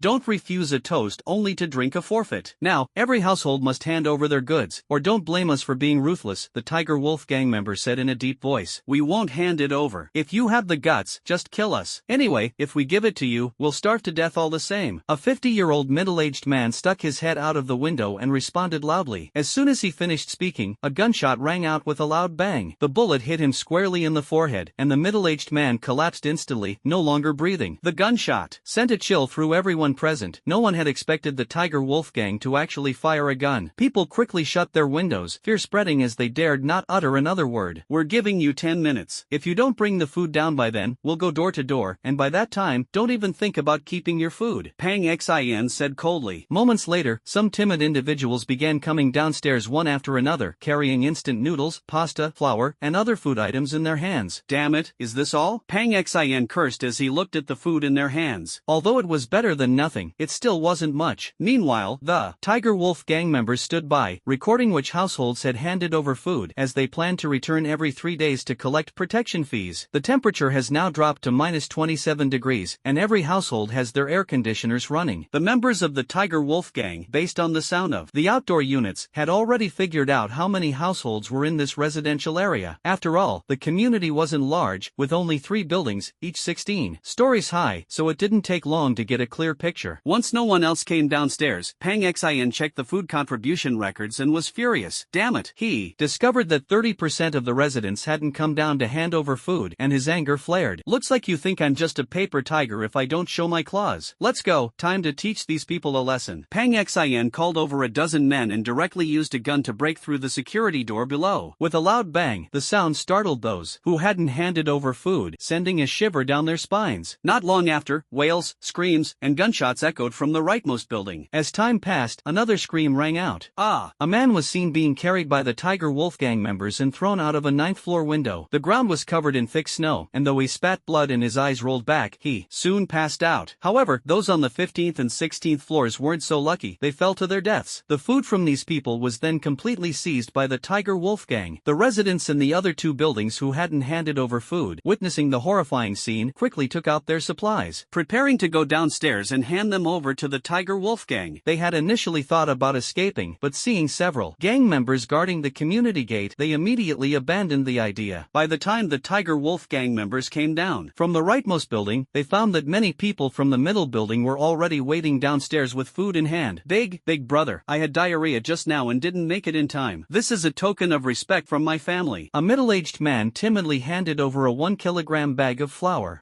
If you had been this obedient earlier, things would have been much easier." Pang Xin twirled the pistol in his hand and signaled with his eyes. A member of the Tiger Wolf Gang stepped forward to take the flour, but in the next instant, Pang Xin kicked the middle-aged man in the stomach, sending him sprawling to the ground. The middle-aged man clutched his stomach in pain, curling up on the ground and wailing. "A small punishment as a big warning. If you dare to be this uncooperative again, I'll take your lives." The others quickly handed over the food in their hands, but without exception, they all received slaps, punches, or even kicks that knocked them to the ground. However, compared to those who had died for failing to hand over food, this was already much better. In the building on the far left, where Yzia was located, those people also hurriedly ran forward with food in hand, respectfully offering it up, only to be met with the same punches and kicks. At this moment, Yzia slowly walked out from the entrance of the building. Pang Xian's face instantly darkened when he saw Yzia looking so relaxed and carefree. The reason Yzia had come down was because he didn't want a group of people barging into his home. After all, the place wasn't big, and if a fight broke out, he wouldn't have enough room to maneuver. It would be all too easy to get blood all over his home. Brat, where's the stuff you're supposed to hand over? Pang Xian asked in a low voice. What stuff? Yzia shot back. Playing dumb, are you? Pang Xian raised his pistol, aiming it straight at Yzia's head. At this, the people on the ground who were writhing in pain all glanced over, and some who recognized Yzia even forgot about their pain for a moment, gathering around to watch the scene unfold. Believe it or not, I'll shoot you dead. Pang Xian shouted angrily. You can try. Yzia's tone was chillingly cold. Go grab this kid. Let's see if I don't torture you to death today. Pang Xian ordered. Yes, Third Master Pang. 4 or 5 burly men strode toward Yzia, steel pipes raised high in their hands, ready to strike in the next moment. I'll kill you. But when the steel pipe fell, Yzia suddenly disappeared before their eyes, and one of their steel pipes vanished along with him. Everyone looked at each other in confusion, not yet reacting when Yzia silently appeared behind them, holding one of their steel pipes in his hand. Ah! With a series of screams, the back of the heads of 4 or 5 people burst open, blood splattering across the pristine snow. This scene unfolded in just a few seconds, and by the time Pang Xian reacted, his subordinates were already lying lifeless on the snowy ground. Pang Xian immediately pulled the trigger of the pistol in his hand, aiming at Yzia, only to find that Yzia, who had been standing there moments ago, had suddenly disappeared. As his vision blurred, he realized the pistol in his hand was also gone. Let me use your gun to send you on your way, Yzia said. At this moment, Pang Xian caught a glimpse out of the corner of his eye of Yzia standing to his right. The gun in his hand had already been taken by Yzia, who was now pointing it at his head. Instantly, panic surged in his heart. No, don't kill me. I'll give you all the food I've collected. There's plenty in the car from several neighborhoods. I promise I won't cause trouble for your neighborhood again. Pang Xian hurriedly begged for mercy. Is that all? It doesn't seem like enough. After all, I don't really need these things, Yzia said, shaking his head. Pang Xian trembled all over, his mind racing as he desperately thought of a way to save his life. But Yzia wasn't going to give him time. With a glance at the 4 or 5 corpses nearby, he said, time to go. With them accompanying you, you won't be lonely. No, Pang Xian cried out in terror. Bang! With a gunshot, Pang Xian's body fell straight to the ground, his eyes wide open in death, unable to rest in peace. Seeing this, some of Pang Xian's men were so frightened their legs gave out, they dropped to their knees, kowtowing repeatedly to Yzia, while others stumbled and tried to flee toward the neighborhood gate. Bang! Bang! Bang! A few more shots rang out, and those trying to escape instantly collapsed into pools of blood. Please, spare our lives. From now on, we'll follow you. You're our boss. Whoever you want us to kill, we'll kill. Pang Xian's subordinates all knelt down, begging for mercy. You've got quite the imagination, but save those words for the underworld when you meet your boss. Yzia glanced at Pang Xian, then fired his gun, killing 2 more people, only to find that the gun was out of bullets. Looks like I'll have to handle this myself, Yzia muttered to himself. Immediately after, a few blurred shadows flashed by, followed by the sounds of cracking and slicing in quick succession. In less than a few seconds, everyone was dead. The residents of the neighborhood were dumbfounded, not even daring to breathe loudly. After finishing everything, Yzia walked over to the vehicles of the Tiger Wolf Gang, collected their food, and stored it all in his space. As for the food stained with the Tiger Wolf Gang's blood, Yzia naturally wouldn't touch it. After Yzia left, the residents of the neighborhood looked at each other in shock and fear, each thinking to themselves that Yzia was definitely some kind of specially trained expert. It took several minutes before they slowly got up, their gazes settling on the food scattered on the ground. Despite some of it being stained with blood, no one cared. They immediately rushed forward, scrambling for the food. The scene instantly descended into chaos. In the melee, quite a few people were injured, and one person was even struck on the back of the head with a steel pipe, dying on the spot. At this moment, in a luxurious villa in the suburbs, Jiang Lele and Lin Shui stood in front, their hearts filled with excitement. Just now, Black Wolf had taken them to see other underlings collecting protection fees. Everyone showed great respect to Black Wolf, greatly satisfying their vanity. After entering the villa, Black Wolf took Jiang Lele and Lin Shui on a tour of his armory. The various firearms and long knives filled them with excitement. Next, Black Wolf showed them the food storage area. In a room in the basement filled with food, their eyes lit up instantly. The Black Wolf looked at their reactions, extremely satisfied. Black Master, are we going to live here from now on? Jiang Zhang Lei asked. As long as you serve me well, you'll be able to enjoy the best food and drink in the future, and you'll never go hungry. Black Wolf said. From now on, we belong to you, Black Master. Zhang Lei said coquettishly. Ha ha ha. Black Wolf laughed heartily and casually pinched Zhang Lei's waist. Black Master Zhang Lei held onto Black Wolf's hand and called out sweetly. Seeing the luxurious villa and such abundant food, the two made up their minds to follow Black Wolf. Soon after, Black Wolf eagerly led Zhang Lei and Lin Shui to a large room on the second floor. Come on, let me see what you're capable of. Ha ha ha. Not long after, inside the room, Black Wolf's eyes lit up as he looked at the 4 dazzling white silk lamps in front of him. He couldn't wait to turn on the voice-activated switch and begin testing their quality. Although they found the smell on Black Wolf extremely unpleasant, they forced themselves to endure the nausea and did their best to please. The subordinates of the Black Wolf stood at the door, listening to the sounds inside. Various thoughts involuntarily surfaced in their minds as they exchanged glances, each thinking they might want to try it themselves if given the chance. The next day at noon, the temperature had already dropped to -39 degrees. Inside the room, the Black Wolf, indulging in a tender embrace, reluctantly got out of bed. I have other matters to attend to today. I'll deal with you tonight. After saying this, the Black Wolf got up, dressed, and left the room. Zhang Lei and Lin Shui were also exhausted, and they mumbled a faint response before falling back into a deep sleep. The Black Wolf, after stepping out of the room, wandered around the villa but did not find Peng Xian, who had gone out to collect food the day before, nor the other underlings. A vague sense of unease crept into his heart. Ha! Where did that kid Peng Xian go? The Black Wolf waved at a nearby underling. The underling, seeing the Black Wolf calling him, immediately ran over briskly. Second Master, have you seen your third Master Peng return? The Black Wolf asked. No, third Master went out yesterday and still hasn't returned, the underling replied. Black Wolf felt something was amiss and quickly said, hurry and take people out to search. Something must have happened. Yes, Second Master. Upon hearing this, the underling immediately ran out to gather others and left the villa. At this moment, Yzia was enjoying hot pot and drinking beer, reflecting on the unpredictability of life. Just a few days ago, he was forced to jump off a building, and now he was the strongest person on Blue Star. Suddenly, a clap of thunder roared. A bolt of lightning struck down immediately. Yizixiao's hand, which was picking up food, suddenly froze. Immediately after, several deafening claps of thunder roared, and purple lightning poured down like a waterfall. Although it was daytime, the gloomy weather made the purple lightning appear exceptionally vivid. Suddenly, the lights in his room began to flicker on and off, accompanied by a piercing sizzling sound. Boom! A louder thunderclap exploded, and the room's lights went out instantly. Even the air conditioner stopped working. Is there a problem with the power system? Yi Zixiao muttered to himself. He quickly took out his phone to check trending news. In just a few seconds, tens of thousands of people were already discussing the power outage. Scrolling further, he discovered that this wasn't just a domestic issue. The entire Blue Planet's power system seemed to have completely collapsed. Sure enough, what was meant to come has finally arrived, he thought to himself. After all, the system had long foretold the arrival of the apocalypse, and the collapse of the power system was only a matter of time. 10 minutes later, as the air conditioner ceased operation, the temperature in the room dropped rapidly. By now, the outdoor temperature had plummeted to -40 degrees. People in the city wrapped themselves tightly in blankets, busy scrolling through their phones, hoping to see official announcements about rescue efforts or power restoration. However, the more they looked, the more despair they felt. They realized that this power outage wasn't limited to a single city but affected the entire country, and even the entire Blue Planet. People in rural areas fared slightly better, warming themselves by burning firewood in their kitchens. Soon, Yi Zixiao heard the sound of vehicles starting up within the residential area. Since he was in a third-tier city, and the countryside was not far away, people began to realize the severity of the situation and started heading to rural areas. Yi Zixiao also planned to find a suitable place to move his supermarket out of his space. He packed clothes and essentials into the space and then went downstairs. Downstairs, the corpses of the Tiger Wolf gang were almost completely covered by heavy snow. No one dared to touch the Tiger Wolf gang's vehicles at the entrance of the residential area, and the cars parked outdoors were all covered in ice. Yi Zixiao walked up to one of the cars, raised his hand, and placed it on the car's body. Instantly, a wave of energy emanated from his palm, and the frost on the car immediately turned into ice shards and fell to the ground. He opened the car door and drove off directly. After driving around the city, he found that the towering buildings left no suitable place to set up the supermarket.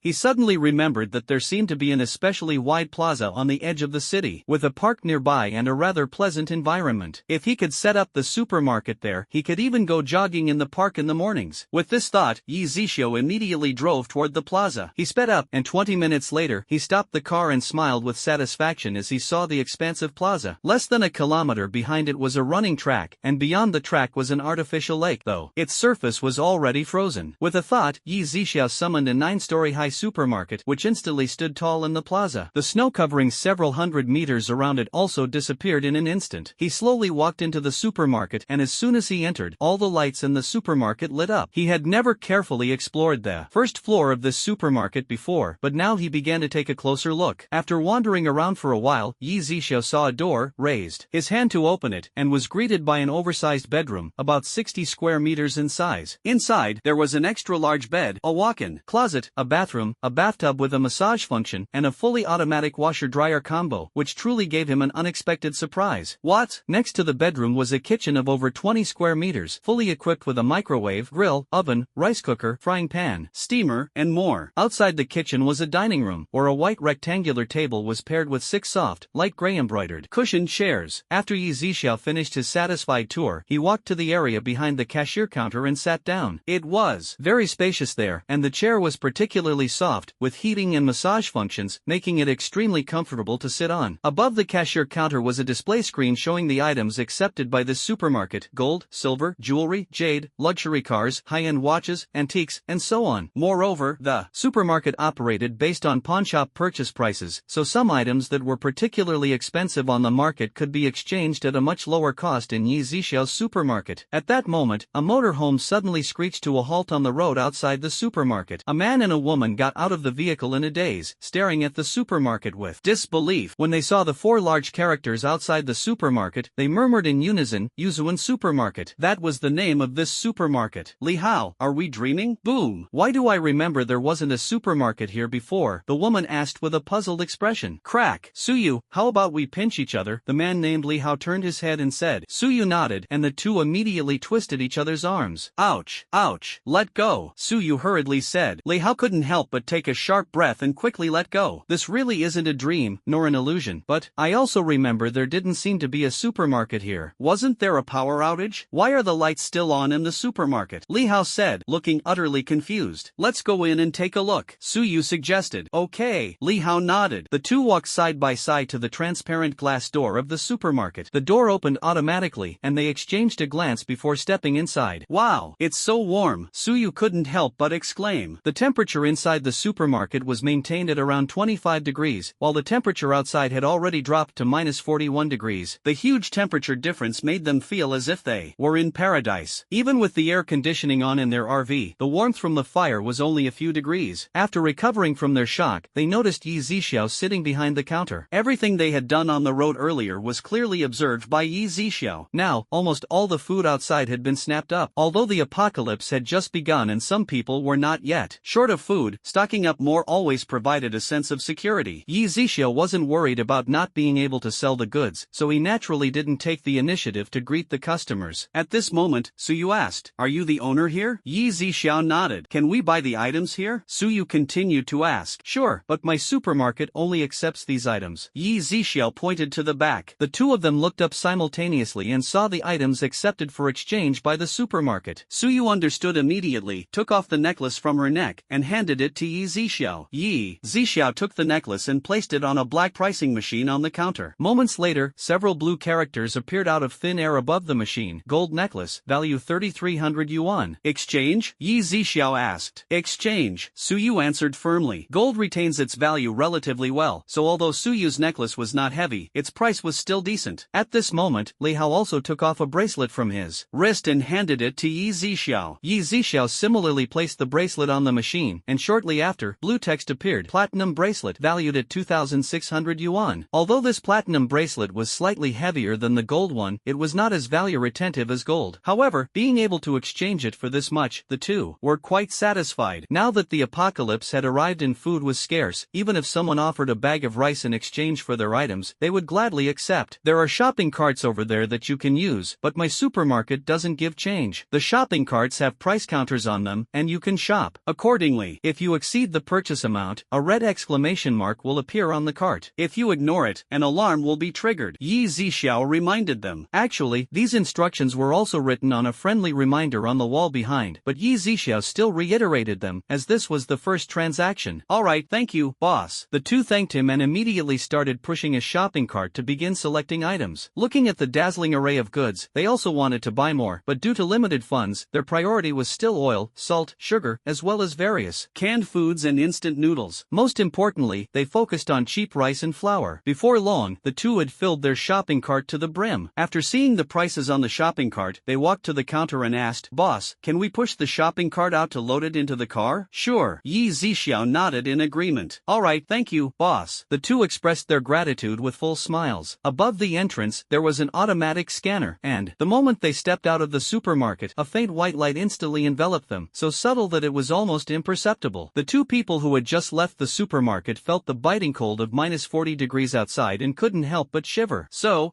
cold, Suyu said. They exchanged glances, feeling envious of Yzia for having such a warm supermarket, where not only was the food abundant, but the environment was also extremely comfortable. Not long after, the two finished moving the items and, shivering, pushed the shopping cart back to Yzia. However, they lingered, reluctant to leave the warmth of the supermarket. But no matter how much they delayed, they eventually had to leave. The short 2-meter distance took them 2 minutes to walk. Yzia didn't rush them, understanding that they were his first customers. After the two left, Yzia directly exchanged the bracelet and necklace he had just received with the system to use for future restocking. After all, the first batch of supplies was provided for free by the system, but he would have to pay for restocking himself in the future. The system then provided the price for Yzia's 7,600. He had previously learned that the system calculated the value of items it collected based on pawnshop prices. Meanwhile, the goods sold in the supermarket were about 5 times more expensive than before the apocalypse, but the procurement costs remained at pre-apocalypse levels. No matter how many goods Yzia took, the remaining money would automatically be deposited into the system's account balance. This arrangement allowed Yzia to profit on both ends, as if he were simultaneously running a pawnshop and a supermarket. He thought to himself that this system was truly a character with remarkable business acumen. Just then, he noticed his phone flashing incessantly. Picking it up, he saw that the neighborhood owners group chat had already exploded. Everyone was complaining about the power outage, and even the tap water couldn't be released. Now the temperature had dropped to -40 degrees. Once the power was out, all the machines in the electrical system would stop running, water would inevitably freeze, and even the toilet couldn't be used. The electric heaters, electric blankets, and hot water bottles, previously used for warmth, were now completely unusable, and the water in the hot water bottles had long since frozen. Some people, because they didn't keep their phones close to their bodies, found them frozen and unresponsive. Panic spread throughout the neighborhood. The threat of zombies could still be avoided, but the increasingly extreme cold, coupled with the lack of food and electricity, made it difficult for many to hold on. Those who could escape back to the countryside had already done so, as there was still firewood to burn there. Those unable to return to the countryside could only huddle at home under thick blankets, shivering. Some families resorted to chopping up their own tables and chairs with axes, moving them to the balcony to make fires, and bringing snow from outside to melt for water. Although there were windows on the balcony, they only dared to open half of one for ventilation. Others, wearing heavy gloves, swung axes to chop down trees in the neighborhood to drag back for firewood. The neighborhood was soon filled with thick smoke and chaos. After waiting for several hours, the mobile signal was completely lost, and no official information could be obtained anymore, filling everyone with deep despair. Meanwhile, Yzia's supermarket not only had electricity, but also internet. The presence of electricity surprised him, and the fact that he could still go online delighted him even more. As he leisurely watched a movie on his tablet, 2 black G-wagons stopped on the road outside the supermarket. The license plates indicated they were not local but from the first-tier city of Ahai City. The car doors opened, and out stepped a woman in a mink coat and 2 men. All 3 were tall, at least 1.85 meters, with the woman around 1.75 meters tall. With her high-heeled boots, she was almost as tall as the 2 men. They gazed at the brightly lit 9-story supermarket, their eyes revealing an indescribable emotion. "Let's go in and take a look," one of the men said. As the 3 of them stepped into the supermarket, a wave of warmth greeted them. At this moment, they saw Yzia behind the counter, along with the rules for exchanging supermarket goods displayed behind him. The 2 men exchanged glances, and one of them spoke up. "Boss, I wonder if your supermarket is for sale?" Yzia glanced at the person and replied succinctly, "Not for sale. You can name your price, we can afford anything," the man continued. "Not for sale. If you're here to buy something, fine. If not, please leave," Yzia said in a deep voice. The 3 men frowned slightly upon hearing his words. In such a situation, faced with such a massive supermarket, anyone would feel envious. Some people were cautious and timid, while others were arrogant, thinking they could control everything. Especially as they looked around and saw only Yzia, they dismissed him entirely. "We have a publicly listed company in a city. If you know what's good for you, there will definitely be benefits for you in the future. future. But if you... Before the man could finish his sentence, Yzia coldly uttered one word, "Get out." The three people heard this and their faces instantly darkened, anger surging in their hearts. "Kid, I'm warning you, don't be so shameless," one man said angrily. Yzia's face instantly darkened as well. He raised his head and grabbed at the man who had spoken. In an instant, the man was choked by Yzia from a distance, then lifted into the air, his legs struggling incessantly. "Let go." The man struggled to squeeze out two words, his face turning purple-red, seemingly about to suffocate in the next second. The other two, seeing this, were shocked but instinctively swung their fists toward Yzia. But as soon as the two threw their punches, the supermarket's defense system automatically activated and an invisible wave of air blasted them straight out.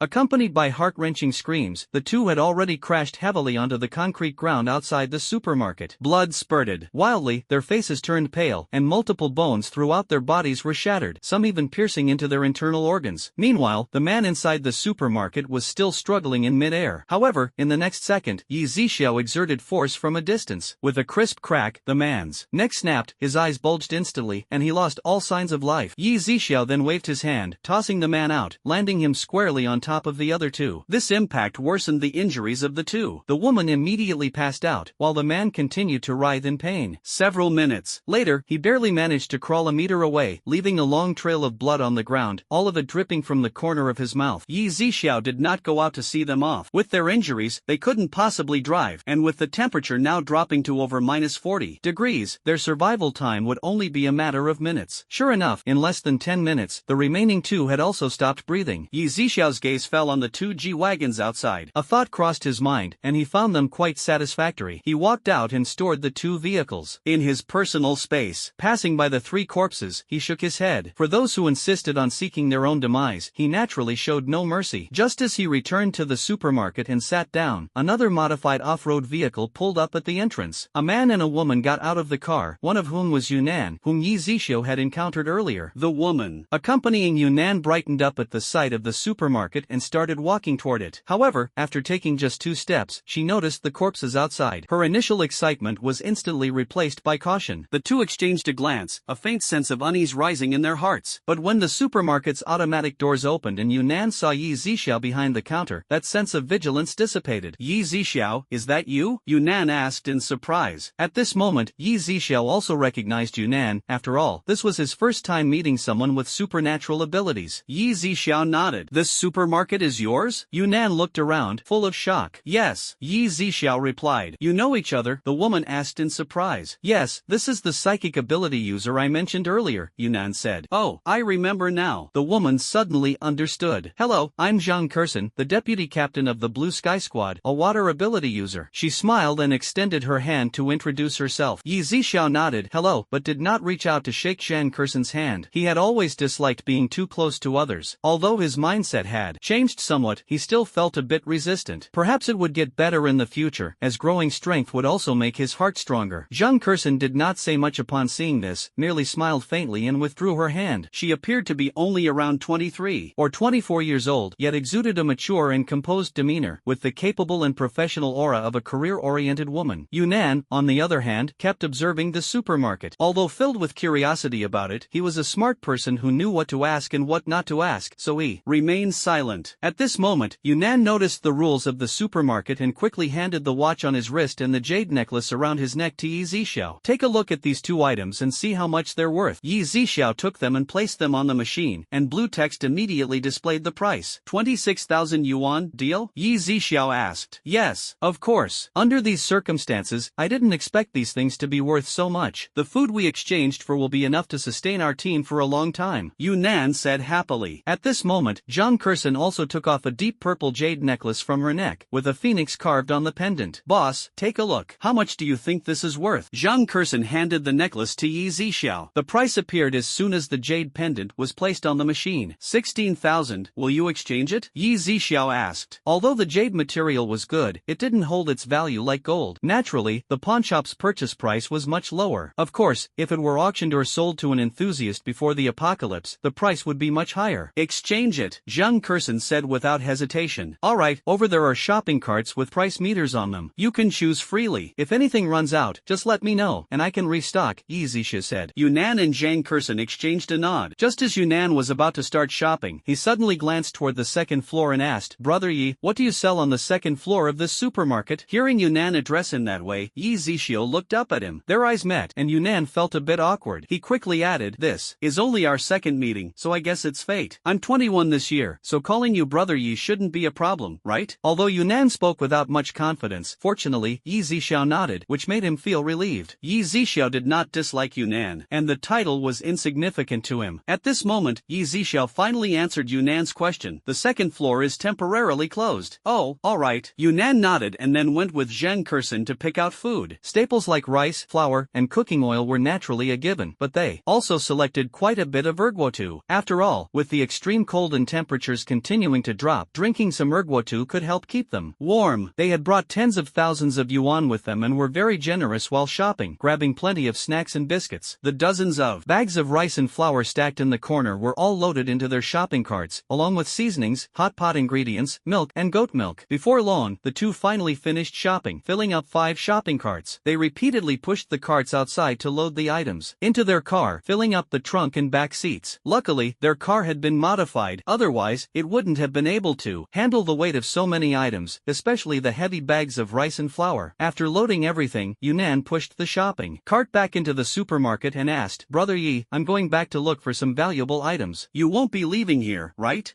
Not for now," Yzia replied. Yunnan grew up in this place and knew that there had never been a supermarket here before. Everything before his eyes had clearly appeared out of nowhere. He felt a bit puzzled and couldn't help but speculate whether Yzia was a person from Blue Star or an alien. After all, with such strange weather and even zombies appearing, the emergence of aliens wasn't entirely out of the question. After Yunnan and Zhang Kursen left, Yzia purchased 150-pound bags of rice, 150-pound bags of flour, as well as instant noodles, compressed biscuits, and other items from the system, filling the empty shelves to the brim. Then, Yzia posted a note under the supermarket's exchange rules that read, "The second floor and above are temporarily closed." After finishing all this, Yzia went to the kitchen to take out the tomahawk steak he had collected from other supermarkets, planning to have it for this meal. Not long after, he carried the cooked steak, grabbed a bottle of red wine, and walked to the counter. He placed everything down, then opened a tablet, put on a movie he liked, and started eating while watching. Meanwhile, in a suburban villa, Pang Xian's corpse, frozen like an icicle with lips pale as death, was laid in the middle of the villa's courtyard. "Are you saying that all of Pang Xian's men are dead too?" Black Wolf frowned deeply and asked the subordinate beside him in a low voice. "Yes, second master. When we found you in the Huyuan residential area, all 19 people you brought with you were gone as well." Black Wolf said nothing more, standing silently in front of Pang Xian's corpse. He was well aware that the person Pang Xian had encountered was no ordinary individual. After a moment, Black Wolf walked into the villa with a grim expression, followed closely by one of his subordinates. Returning to the villa's living room, he sat on the sofa. Zhang Lele and Lin Shui, noticing his displeased expression, immediately approached him, one massaging his shoulders, the other massaging his legs. Black Wolf lit a cigar, took a deep drag, and then looked at the subordinate standing before him and asked, "Do you know who did it?" "We interrogated a few people from the Huyuan residential area and learned that it was a young man living on the 11th floor of Building 3, someone with extraordinary skills. Some also said they saw him leave the area. When we went to the 11th floor, we indeed found that the place was already empty." Zhang Lele and Lin Shui exchanged a glance and immediately knew the person they were talking about was Yzia. But just as the two were about to speak, Black Wolf suddenly slammed the table hard. The wooden table in front of him instantly cracked like a spider web, scaring Zhang Lele and Lin Shui, who were sitting nearby, into a shiver. "Dare to kill someone from my tiger wolf gang? Even if you're a dragon, I'll skin you alive, drink your blood, and eat your flesh," Black Wolf said through gritted teeth. After a moment, Zhang Lele still tried to speak. "Second master, we used to live in the Huyuan community too, and we also lived on the 11th floor of Building 3. We think we might know who killed third master." Black Wolf turned his head to glance at Zhang Lele. At this moment, Lin Shui also spoke up. "That person seems to have the surname Yi. I heard the property management call his name before." "Second master, I can draw. How about I sketch his appearance for you?" Zhang Lele said. Zhang Lele and Lin Shui were both college graduates who had studied painting and dancing, which gave them particularly good figures. Both of them had dreamed of marrying into wealthy families, but they never expected the apocalypse to arrive. In the end, they had no choice but to submit to Black Wolf, becoming mere playthings. When Black Wolf heard Zhang Lele mention that she could draw, he was slightly surprised. He then pointed to the table in front of him and said, "Go, draw that person's appearance for me. If we find this person, you will have done a great service and will certainly be rewarded." Upon hearing this, Zhang Lele's face immediately lit up with a smile, but in her heart, she wished she could kill Yzia. She considered herself beautiful beautiful and well-proportioned, the kind of woman any man would take a second look at. Yet, Yzia had completely ignored her. She had even tried to offer herself to him, only to be injured by him in return. To her, this was an unbearable humiliation. She wanted to use this opportunity to have Black Wolf avenge her. With a plan forming in her mind, John Lele quickly walked to the table, picked up a blank sheet of paper and a pen, and began to draw. Although the villa had no electricity, there was still a fireplace and a generator. Outside, it was over 40 degrees, below zero, but inside the villa, the temperature was around 10 degrees, cold but much warmer than outside. The villa's roof was also equipped with several solar panels, though they were of little use in the current overcast weather. Not long after, John Lele stopped drawing and brought the finished sketch to Black Wolf. She obediently said, "Second master, I've finished. Take a look." The Black Wolf took the painting, examined it carefully for a few seconds, and then handed it to the subordinate in front of him, saying, "Take this and show it to everyone. Notify me immediately once you find this person." "Yes, second master." The subordinate nodded and left. John Lele then sat down beside the Black Wolf, her expression somewhat aggrieved. "Second master, we used to live on the same floor as that man. Several times, he tried to take advantage of me and Xiaoxue. Later, when the zombie outbreak happened, he forcibly tried to drag us into his room. Xiaoxue and I resisted with all our might, and the bruises on my hand were from that time." Sob.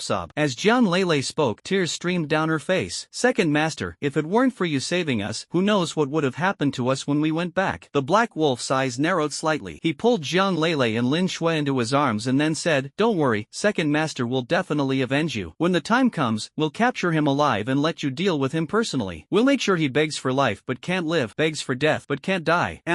Second master, you're the best," John Lele said softly. Black Wolf, seeing her and Lin Shui's tear-streaked faces, couldn't help but start making a move on them on the sofa. "Second master, I'm in a bad mood today. If I don't vent my anger, I'll end up killing someone." John Lele and Lin Shui listened to Black Wolf's words, not daring to resist in their hearts, only exchanging glances with each other, inevitably feeling a bit shy. After all, there were still those underlings in the courtyard, and the transparent glass doors and windows clearly revealed everything inside. At this moment, Yzia was unaware that Black Wolf had already sent his men to search for him everywhere. However, whether he knew or not didn't matter, as with Yzia's current strength, their arrival would only lead to their own demise. The weather was cold today, and Yzia's supermarket had no customers. By 7 p.m., he had closed the store. After returning to his room, Yzia first went to the bathroom to run a bath. Then, he began brushing his teeth and washing his face. Once he was done tidying up, he took off his clothes, preparing to enjoy a good soak in the tub. At 8 a.m. the next morning, Yzia opened the supermarket doors after having breakfast. As soon as he opened the door, he noticed that the 3 corpses that had been outside were now gone, leaving only some dragged bloodstains and small chunks of flesh on the ground. Yzia frowned slightly. What's going on? Was it humans or wild animals? He speculated in his mind but didn't dwell on it too much. Then, he looked up at the sky and saw that the snow had stopped. The snow on the ground was only about 40 to 50 centimeters deep, but the temperature had continued to drop, reaching minus 48 degrees Celsius. The cold wind outside occasionally swept through like a knife, piercing to the bone. Without special abilities or heavy winter clothing, staying in such an environment would soon cause frostbite or cracked skin. Ordinary people without such protective clothing wouldn't dare to step outside. At this moment, a modified off-road vehicle stopped by the roadside in front of Yzia's supermarket. It was Yunan's car, which had been there just yesterday, so Yzia naturally recognized it. As soon as Yunan got out of the car, he hurriedly ran toward Yzia. "Brother Yi." Yzia nodded slightly in response. "Brother Yi, this time I'm here to propose a big business deal with you," Yunan said straightforwardly. Oh, Yzia's attention was piqued by these words. After all, his supermarket currently only had 1 floor. Although he had learned about the situation on the 2nd floor, he was still full of curiosity about the secrets of the 3rd floor and beyond. "Brother Yi, shall we talk inside?" Yunan glanced at the interior of the supermarket. Despite being an ice element ability user, he still preferred a warmer environment, which was quite a contrast to his cold personality. "Alright," Yzia nodded. Since it's about business, a warm welcome was naturally in order. The two walked into the supermarket and Yzia took a stool from behind the counter and handed it to Yunan. Yunan accepted it with a smile, sat down, and said, "Go ahead." "Alright," Yunan nodded. "My team and I are planning to establish a shelter base, but this requires a large amount of supplies. Now, I know your supplies here are the most abundant, but I'm not sure how much you still have, Brother Yi." "Okay, I can provide as much as you need, provided you have items of sufficient value to exchange," Yzia replied. "Of course. Although my family wasn't considered one of the richest in Rome City, we could still rank in the top 20. Most of it was in real estate and companies, but we do have some supplies that my family family's supermarket needed. Adding my teammates' resources, we should be able to exchange for quite a bit, Yunnan said. When do you need it? Yzia asked. In about a month. We've already started setting up the base. We're planning to build a small base first and then gradually expand, Yunnan replied. Yzia nodded. Yunnan continued. Brother Yi, if you have time, you can come and take a look. It's at the largest factory outside the west side of the city that I mentioned to you before. I've already transformed it into a base. After speaking, Yunnan took a gold bar and a folded piece of paper out of his pocket and handed them to Yzia. Brother Yi, this is the deposit and a list of required items. I hope you can help prepare them. Yzia did not indicate that preparation was unnecessary but calmly took the paper and gold bar, then placed the gold bar on the machine. 100,000. The system machine displayed the price. Aren't you afraid I'll run off with your gold bar? Yzia asked with interest. Not at all. A master like Brother Yi surely wouldn't care about such a small amount of money from me. Yunnan took the opportunity to flatter him. That may not necessarily be the case, Yzia said calmly. Yunnan smiled. I'm not very good at other things, but I'm quite accurate when it comes to judging people. If Brother Yi ever needs my help, feel free to come to my blue sky base anytime. Alright, Yzia nodded. However, I do need quite a lot of these items. I wonder if Brother Yi could move the supermarket to a different location. If it could be relocated near my base, that would be great, though transportation might be a bit troublesome. Yunnan's proposal had three purposes. First, he suspected that Yzia might have the ability to move the supermarket at will and wanted to use this opportunity to verify it. Second, he hoped Yzia would set up the supermarket directly next to his base, which would greatly benefit the future rise of his base. Third, he wanted to strengthen his relationship with Yzia, as he was eager to befriend this mysterious individual. Yzia looked at Yunnan, his eyebrows slightly raised, a faint smile on his lips, fully understanding Yunnan's intentions. Being stared at like this by Yzia, Yunnan couldn't help but feel a bit nervous. The supermarket won't be relocated for now. I believe you should be able to find trucks to transport these items. As for the loading, considering you've purchased quite a lot, I don't mind helping you load them onto the truck, Yzia said. Yunnan was taken aback, becoming even more certain that Yzia must possess a space-related ability or item. Without pressing further, he simply smiled and said, that works too. Then I'll trouble Brother Yi when the time comes. Yzia smiled faintly. No problem, it's just a transaction between us. Yunnan nodded, then got up to take his leave. In fact, Yunnan wasn't the only one establishing a base. It had been over 10 days since the apocalypse began, and those with insider information, authority, sharp insight, or exceptional strength had all started setting up bases and building their own forces. Although the zombies had temporarily disappeared, it didn't mean they were eradicated. Who could guarantee they wouldn't make a comeback? Nowadays, social order had become a complete mess. Many underground criminal organizations that had once operated in the shadows, engaging in illicit activities, were now taking the opportunity to become active. Many wealthy and powerful individuals had also acquired or traded for a significant amount of firearms and ammunition. Time passed slowly, and 3 days went by. During these 3 days, apart from Yunnan's visit, no one else passed by Yzia's supermarket. After all, the temperature had already dropped to around -50 degrees. Since the zombie outbreak, the population had sharply declined, and with the extreme cold weather, the number of survivors in the city had plummeted. Most of those who were still alive were huddled in their homes. It wasn't until 3 o'clock in the afternoon on the fourth day that a business vehicle slowly drove up and stopped outside Yzia's supermarket. 3 people got out of the car, a middle-aged man, an elderly woman, and a 7 or 8-year-old boy. The 3 of them were wrapped up tightly, especially the little boy, with only his eyes and nostrils exposed. Dad, Grandma, look, this is a supermarket. There's so much food inside. Dad, hurry up and buy me something. I'm starving, the little boy said excitedly. But, the man looked a bit embarrassed and, after a long pause, gritted his teeth and said, Son, Dad doesn't have any money left. After all, this car was something he had found in an underground parking lot. The owner had fallen ill from the extreme cold and died just as they were about to drive away, leaving him to take advantage of the situation. Dad, why are you so useless? Are you trying to starve me to death? Usually, Grandma takes care of me in the countryside, and you've been working in the city for so long. How could you not have any money? The boy said mercilessly. The man felt a pang of bitterness in his heart as he listened to his son's words. Useless thing, I still have to take care of everything, the boy's grandmother said disdainfully to the man, then grabbed the little boy and headed straight for the supermarket. Walking into the supermarket, the little boy's eyes lit up at the sight of the shelves filled with snacks. He stared intently, wishing he could rush over and feast immediately. Grandma, the boy tugged at the old woman's sleeve. At that moment, the old woman snapped out of her daze. As soon as she entered the supermarket, she felt a wave of warmth, and the cozy atmosphere left her momentarily disoriented. She turned her head, looked at Yzia behind the counter, and asked with a smile, Boss, can I buy things on credit? credit in your supermarket? Yzia looked up at the two people who had just entered and replied coldly, no credit. I could get things on credit in the countryside, so why not here in the city? Boss, have a heart. My precious grandson hasn't eaten in 2 days. Give us some food, and when the weather warms up, I'll bring you the money. Although the old man said this, he was secretly hoping to get something for free. Yzia coldly repeated, don't make me say it a second time. Get out. Seeing that Yzia remained unmoved, the old man immediately sat on the ground and began to make a scene. Oh dear, how can you be so heartless? My grandson is still so young and at a crucial stage of growth. You have so much. What's the harm in giving us a little? Don't you know how to respect the elderly and care for the young? Yzia's expression darkened, and he was just about to make a move. At that moment, the little boy suddenly dashed up to a shelf, grabbed a few bags of snacks, and ran toward the door. Seeing his grandson like this, the old woman also stood up, trying to cover for him. However, as soon as the little boy reached the entrance, the supermarket's defense system automatically activated, a wave of force sent him flying out, and the snacks instantly returned to their place on the shelf. All of this happened in an instant. Outside, the man saw only a dark blur fly out. When he looked closer, he realized his son's scarf had fallen off, and blood was streaming from the boy's nose and mouth as he lay not far away. Son, son! The man rushed over, but no matter how he called or shook the boy, there was no response. The blood flowing from the boy quickly began to freeze. At this moment, the old woman inside the supermarket finally reacted to the cries outside. She turned, her legs going weak, then staggered out the door.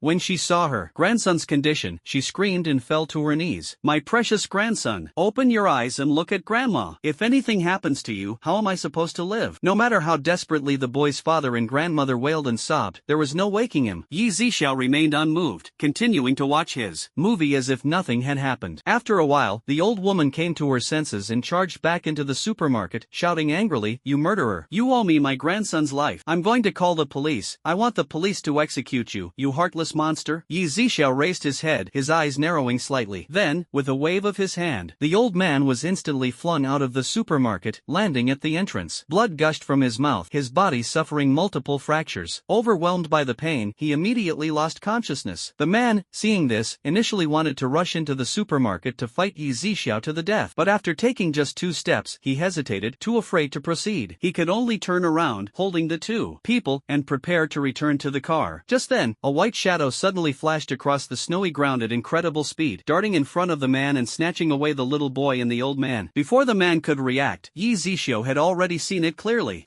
What is that thing? Yzia raised an eyebrow, suddenly recalling the 3 corpses outside the supermarket earlier. At first, he had thought it was a case of cannibalism, but now it seemed that this creature was likely the culprit that had dragged those 3 people away and devoured them. As for just now, it probably rushed out because it smelled the scent of blood.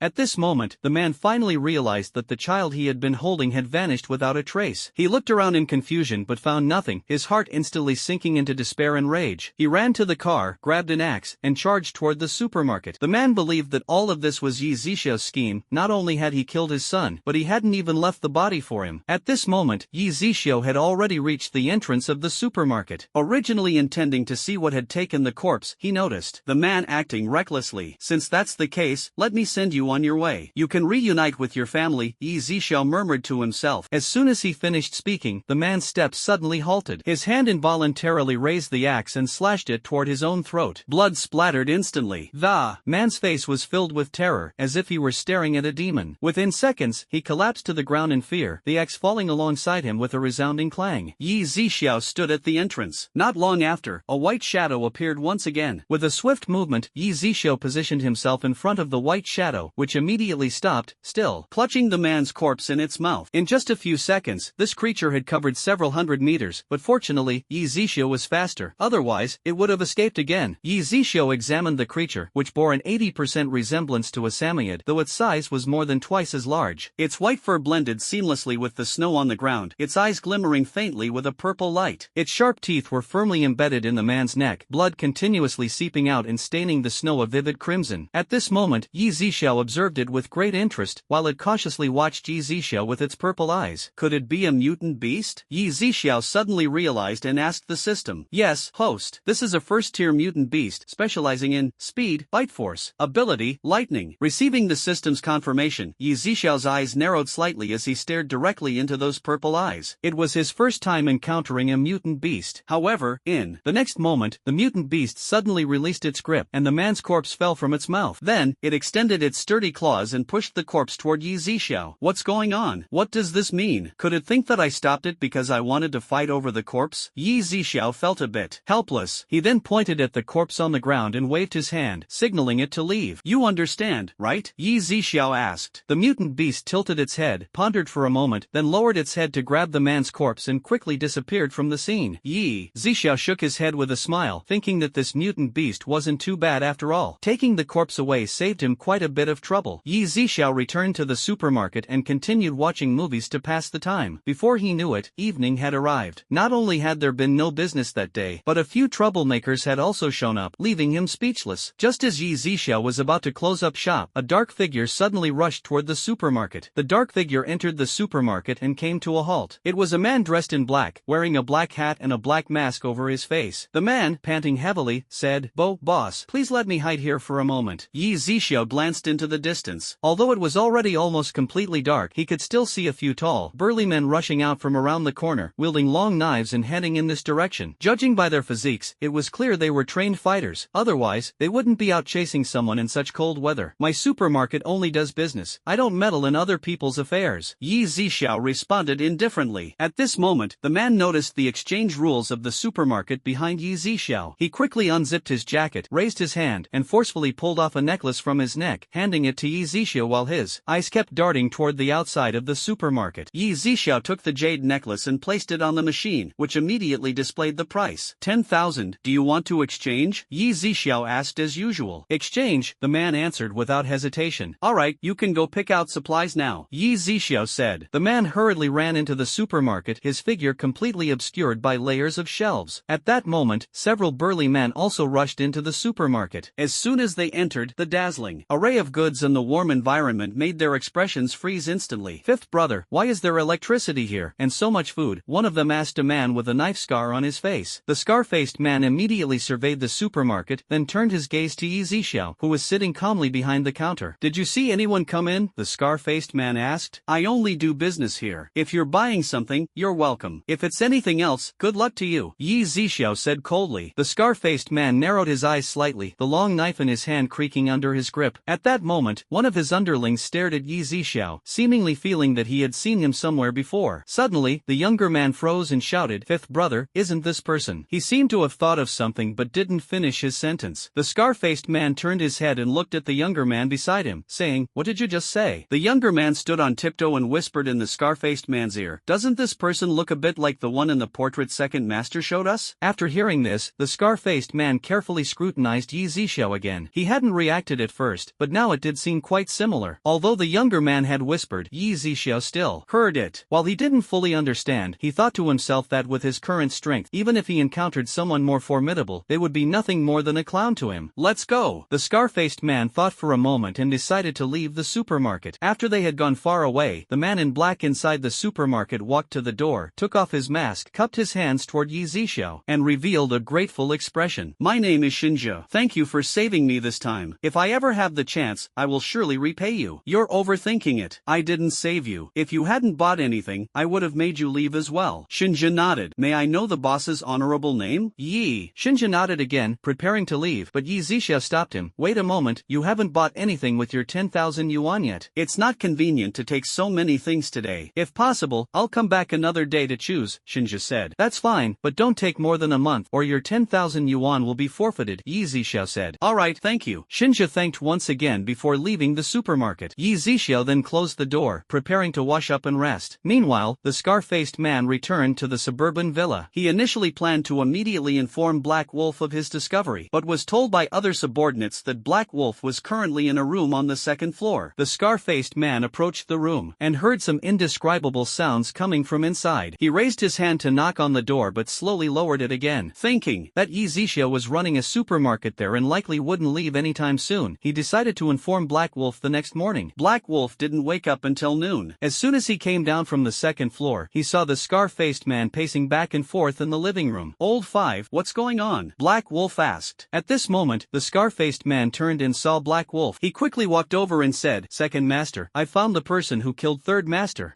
Black Wolf's eyes sharpened, and he immediately asked, "When did this happen?" "Last night, when we went to hunt down that traitor," the scar-faced man said. "Why are you only telling me now?" Black Wolf's voice voice was deep. Scar-faced man, second master, last night. I came back a bit late, so I didn't disturb you. The Black Wolf listened to the scarred man's hesitant words and immediately understood, so he didn't ask further but instead inquired, "Where is that kid now? Is there a chance we might alert him and let him escape?" "No, that kid opened a supermarket outside a park. And strangely, at this time, he's still operating. Not only does his supermarket have electricity, but it also has an unusually abundant supply of food," the scarred man said with a puzzled expression. Does he have any accomplices?" Black Wolf asked. The scar-faced man shook his head. "When I got there, I only saw him alone." "Interesting. Call your men and come with me to meet this kid. I want to see what makes him so special." Black Wolf's eyes narrowed slightly. "Yes, second master." The scar-faced man quickly left to gather his men. At this moment, Lin Shui came downstairs groggily, holding a freshly heated glass of milk and drinking it. Seeing her come down, Black Wolf thought that since Lin Shui had met Yzia before, taking her along would make things more certain. "Xiao Shui, we've found the guy who bullied you before. Come with us later," Black Wolf said. Lin Shui froze for a moment, her steps suddenly halting. After a while, she understood who Black Wolf was referring to and quickly nodded in agreement. After all, the claim that Yzia had bullied them was just a lie Jiang Lele made up for revenge. Not long after, Scarface had already gathered his men, and Lin Shui had changed her clothes, wearing a thick hat and mask. Jiang Lele, still tired and slightly sick from yesterday, was not called to join them this time. A group of over a dozen people, with 5 vehicles, headed toward Yzia's supermarket. At this moment, however, Yzia was not in the supermarket but wandering in the park behind it. He walked on the frozen artificial lake, lightly tapping his toes before leaping into the air, soaring instantly to a height of dozens of meters. Despite the overcast weather and pervasive mist, the entire park's scenery was laid out before his eyes. This was Yzia's first time flying. Though the cold wind was biting, the feeling of mastering freedom filled his heart with exhilaration. Shortly after, he stopped at the top of a large tree, overlooking the surroundings, his soul seemingly elevated. Yzia suddenly turned his head and saw several off-road vehicles parked on the road outside the supermarket. Over a dozen people got out of the cars, led by Black Wolf, who had his arm around Lin Shui as they headed toward the supermarket. The subordinates following behind all carried knives, and a scar-faced man had a pistol hanging from his waist. Black Wolf gazed at the closed supermarket doors. Inside, the lights were still bright, and the shelves were filled with an array of goods, a trace of greed flickering in his eyes. Black Wolf signaled to the men behind him with a glance. A burly man, nearly 1.9 meters tall, immediately turned and fetched an axe from the car, then strode straight toward the supermarket entrance. Reaching the door, the burly man didn't hesitate. He raised the axe, ready to smash the supermarket's glass doors. However, instead of the shattering sound he expected, a scream rang out. In the next instant, both the man and the axe were blasted away by an invisible airwave. The burly man exploded midair, turning into a cloud of blood mist, and even the axe was shattered into fragments. Lin Shui screamed in terror at the sight. Not only Lin Shui, but Black Wolf and all his subordinates also did not anticipate such a sudden occurrence, their hearts pounding wildly. Black Wolf narrowed his eyes slightly, looked toward the supermarket again, and then said, "This supermarket is strange. Let's leave first." "Yes, second master," everyone responded in unison. Witnessing such an eerie situation, they dared not linger any longer. The scar-faced man secretly felt relieved that he hadn't clashed with Yzia last night. Lin Shui was so frightened that she froze, her legs trembling uncontrollably. Black Wolf pulled her as he turned to head back to the car, but suddenly, a voice came from behind. "Come and go as you please? Did you ask for my permission?" The one speaking was naturally Yzia. Even he hadn't expected the supermarket's attack to be so fierce just now. He understood that the supermarket had an automatic defense system, with several levels of attack, and the attempt to directly damage the supermarket had triggered the strongest defense mechanism. Black Wolf and the others heard the sound and immediately turned around. They saw that the supermarket entrance, which had been completely empty just 2 seconds ago, now suddenly had someone standing there, while the supermarket doors remained tightly shut. This made everyone feel even more uneasy. At this moment, Lin Shui also recovered from her earlier fright, looked at Yzia, and recognized him at a glance. Although she thought Yzia had some skills, Black Wolf had a gun, which was not something Yzia could contend with. "Second master, it's this person," Lin Shui said, looking at Black Wolf. Black Wolf narrowed his eyes slightly, scrutinizing Yzia deeply, and asked in a low voice, "Was it you who killed the third leader of my Tiger Wolf gang and his 19 subordinates?" So these people were from the Tiger Wolf gang. Yzia suddenly understood. No wonder they had come after him so aggressively. That's right, they deserve to die. Naturally, I had to send them on their way.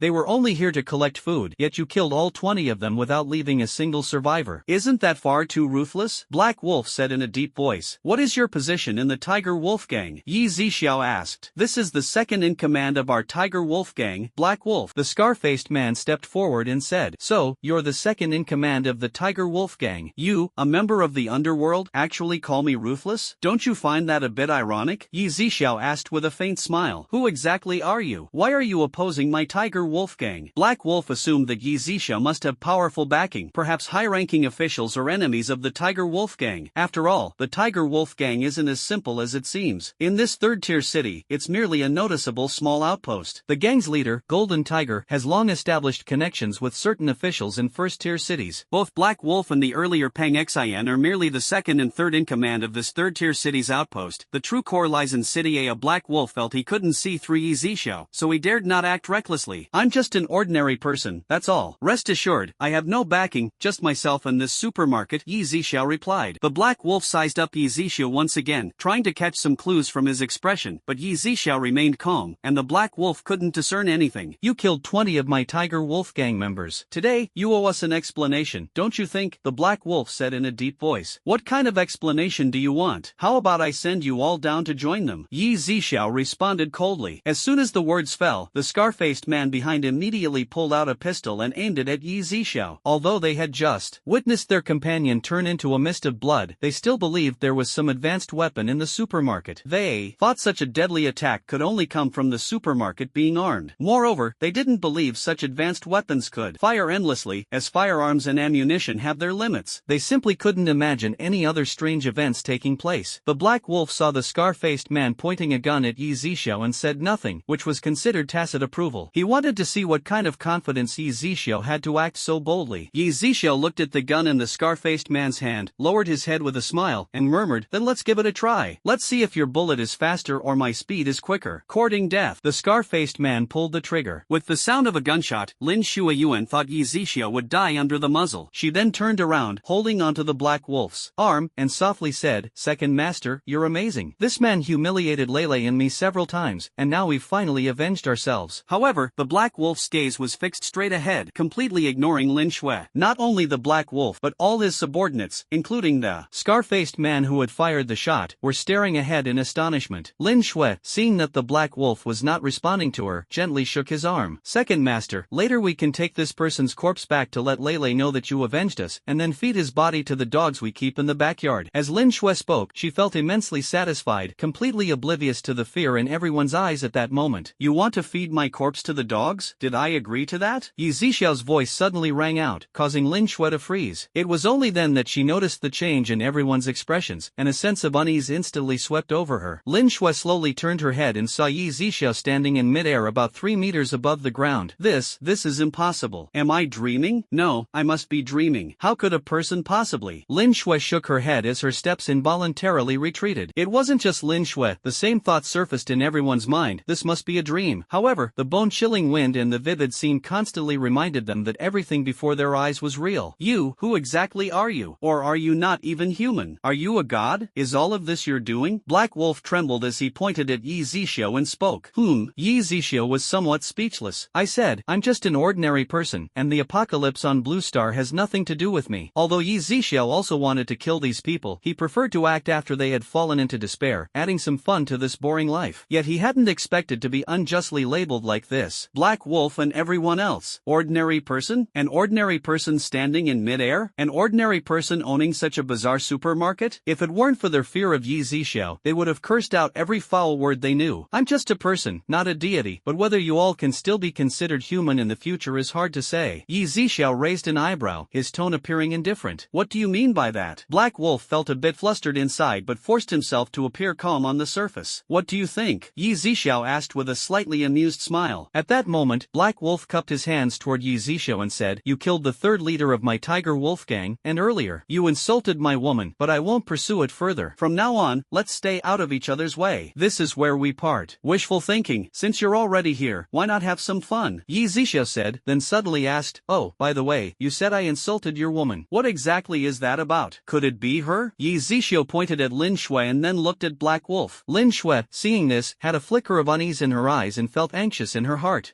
Back then you begged me for protection, wanted me to give you food, and even offered yourself to me willingly. I rejected you several times, but I didn't expect you to not only be shameless but also to have such a talent for twisting the truth and lying through your teeth. Yzia mocked. Hearing Yzia's words, Black Wolf immediately understood understood the situation. He then turned around and slapped Lin Shui hard across the face. Lin Shui was instantly struck to the ground by the slap, her face mask knocked off. Her face immediately became red and swollen, with blood flowing from her mouth and nose. "Wretch!" Black Wolf cursed. Lin Shui was momentarily stunned by the blow. It took her several seconds to recover, and she raised her hand to cover her cheek, starting to sob. However, the tears froze the moment they flowed out, and the blood mixed with mucus from her nose also solidified into a blood column. Coupled with her severely swollen face, she no longer looked beautiful as before, appearing extremely disheveled and pitiful. Second Master, Lin Shui wanted to say something more, but without her mask, the cold air made it difficult for her to breathe. Her throat felt as if it were being slashed by tiny knives, and she quickly covered her mouth, picked up the mask covered in snow debris from the ground, and hastily put it back on. In fact, even without Lin Shui and Zhang Leilei's instigation, Black Wolf would have come looking for Yzia anyway, as Yzia had killed members of the Tiger Wolf gang. However, now that he had witnessed Yzia's extraordinary abilities, he could only shift the blame onto Lin Shui. If Yzia still wanted to pursue the matter, Black Wolf wouldn't hesitate to kill Lin Shui to protect himself. "I was deceived by this wretched woman's words. Now that everything is cleared up, it's all just a misunderstanding. If you're still angry, I'll leave this woman to you to deal with as you please," Black Wolf said. Second Master, Lin Shui panicked when she heard this. "Shut up. Say one more word and I'll cut your tongue out," Black Wolf barked coldly. Yzia sneered. "This isn't the only thing between us, is it? I also killed your Tiger Wolf gang's third boss and those subordinates of his. Are you really just going to let that go? That's because he was blind, daring to come to your neighborhood and ask you for food. He deserved to die," Black Wolf replied. The Black Wolf lowered his posture significantly. He wasn't foolish, he knew that with someone as powerful as Yzia, killing them would be as easy as turning a hand. "Then go ahead and kill this woman first. She slandered me and even tried to kill me. She deserves to die," Yzia said. He simply wanted to watch these people turn on each other and enjoy the spectacle as an audience. That would be far more entertaining. Otherwise, life would be too dull and monotonous, and with so many years of life ahead, he needed to cultivate some hobbies. No,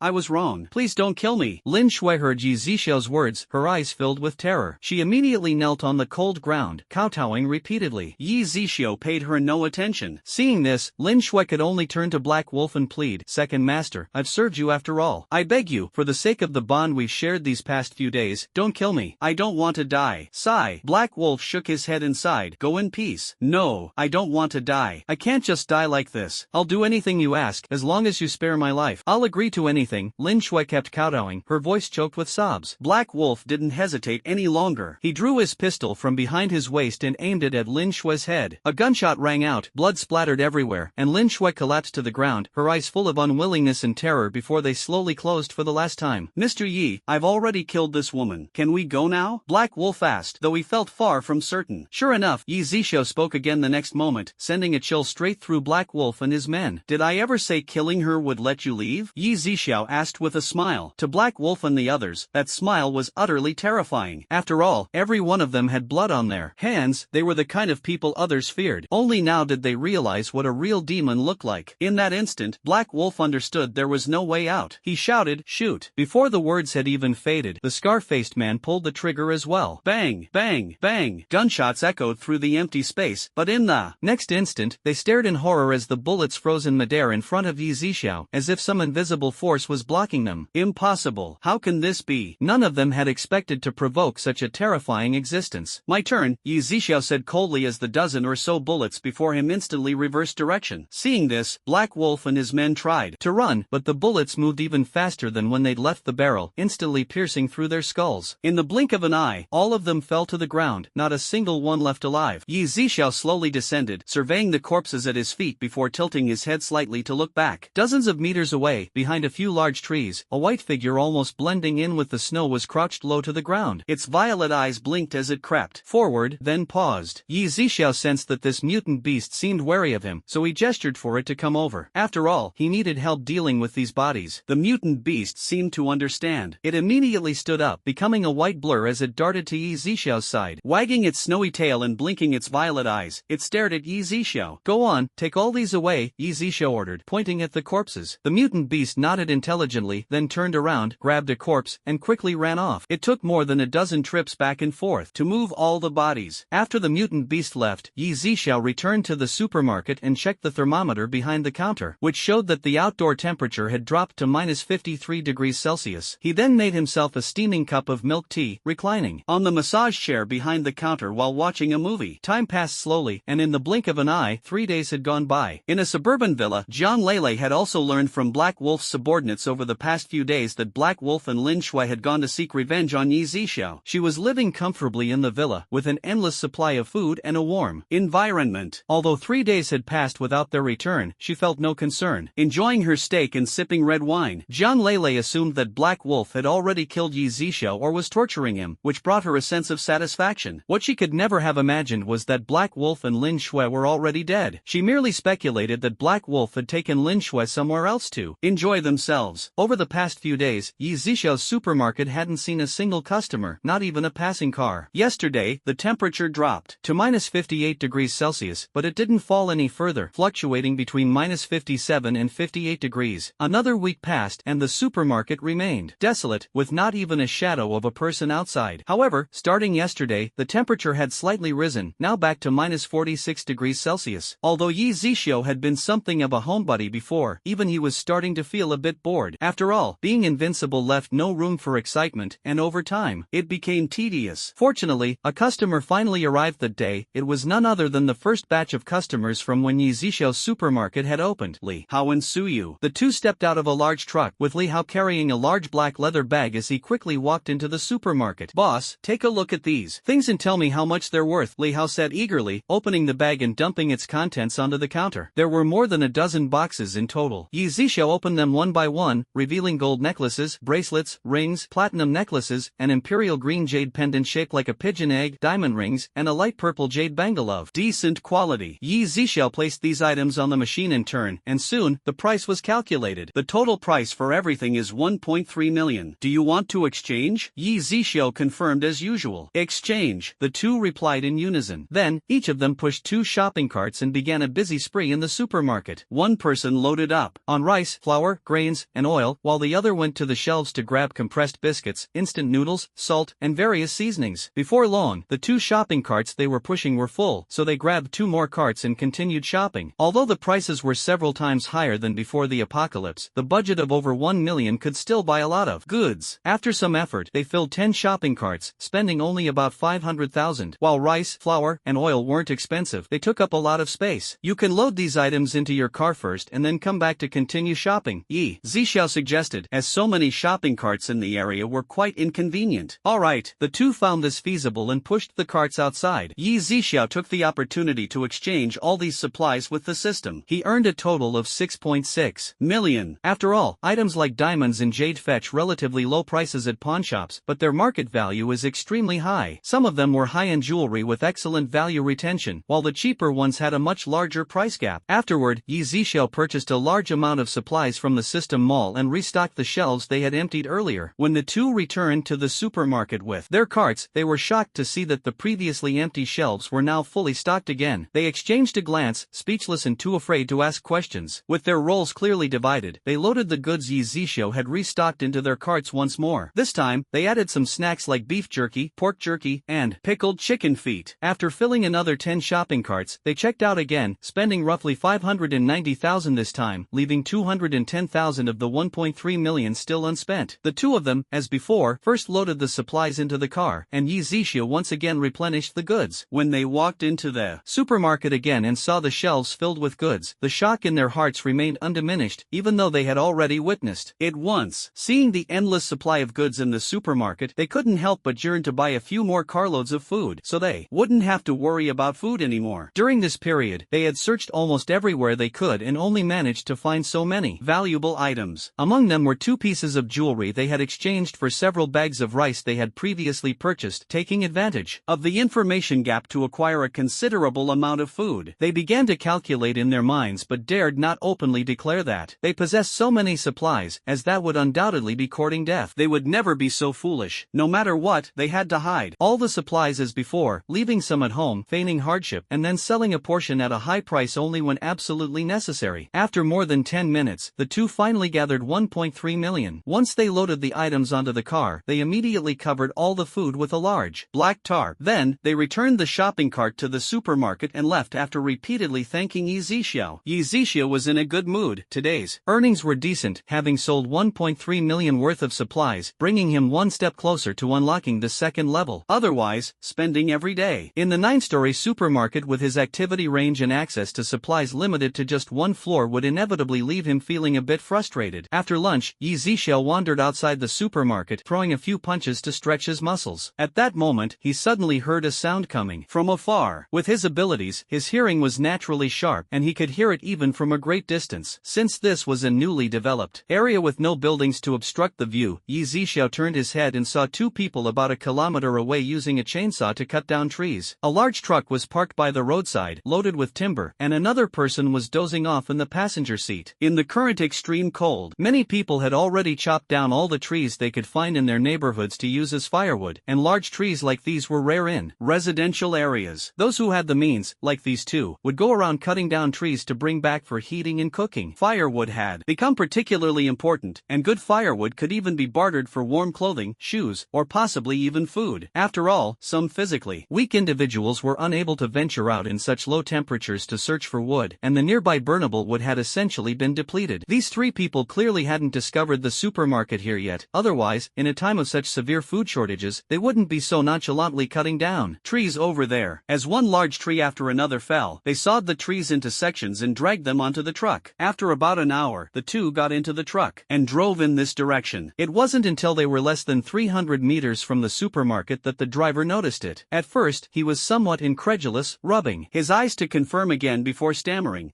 That's a supermarket, right? I'm not seeing things, am I? I could have sworn there wasn't a supermarket here before. At this moment, the truck was no more than 100 meters away from the supermarket. The man sleeping in the passenger seat heard voices and slowly opened his eyes. Through the transparent floor-to-ceiling windows of the supermarket, he saw shelves full of food. He immediately sat up straight, completely awake. The man in the back seat was also drawn to the sight of the supermarket, his eyes nearly popping out of his head. After all, which supermarket entrance nowadays wasn't a scene of chaos, with the goods inside long looted? Although this city still had a fair amount of food, most of it was controlled by the powerful and influential, leaving ordinary people with almost nothing. Some had even starved or frozen to death because of it. By this time, the vehicle had already reached the supermarket entrance. "Ah, stop the car," the man in the passenger seat screamed, shouting urgently. The driver suddenly snapped out of it and hurriedly slammed on the brakes. The three of them got out of the car, with the man from the passenger seat walking in front. Despite being dressed in extremely thick clothing, his flamboyant gait was still evident. "Oh my, look at that! So much food inside!" The flamboyant man covered his mouth with one hand while extending his orchid fingers to point inside the supermarket.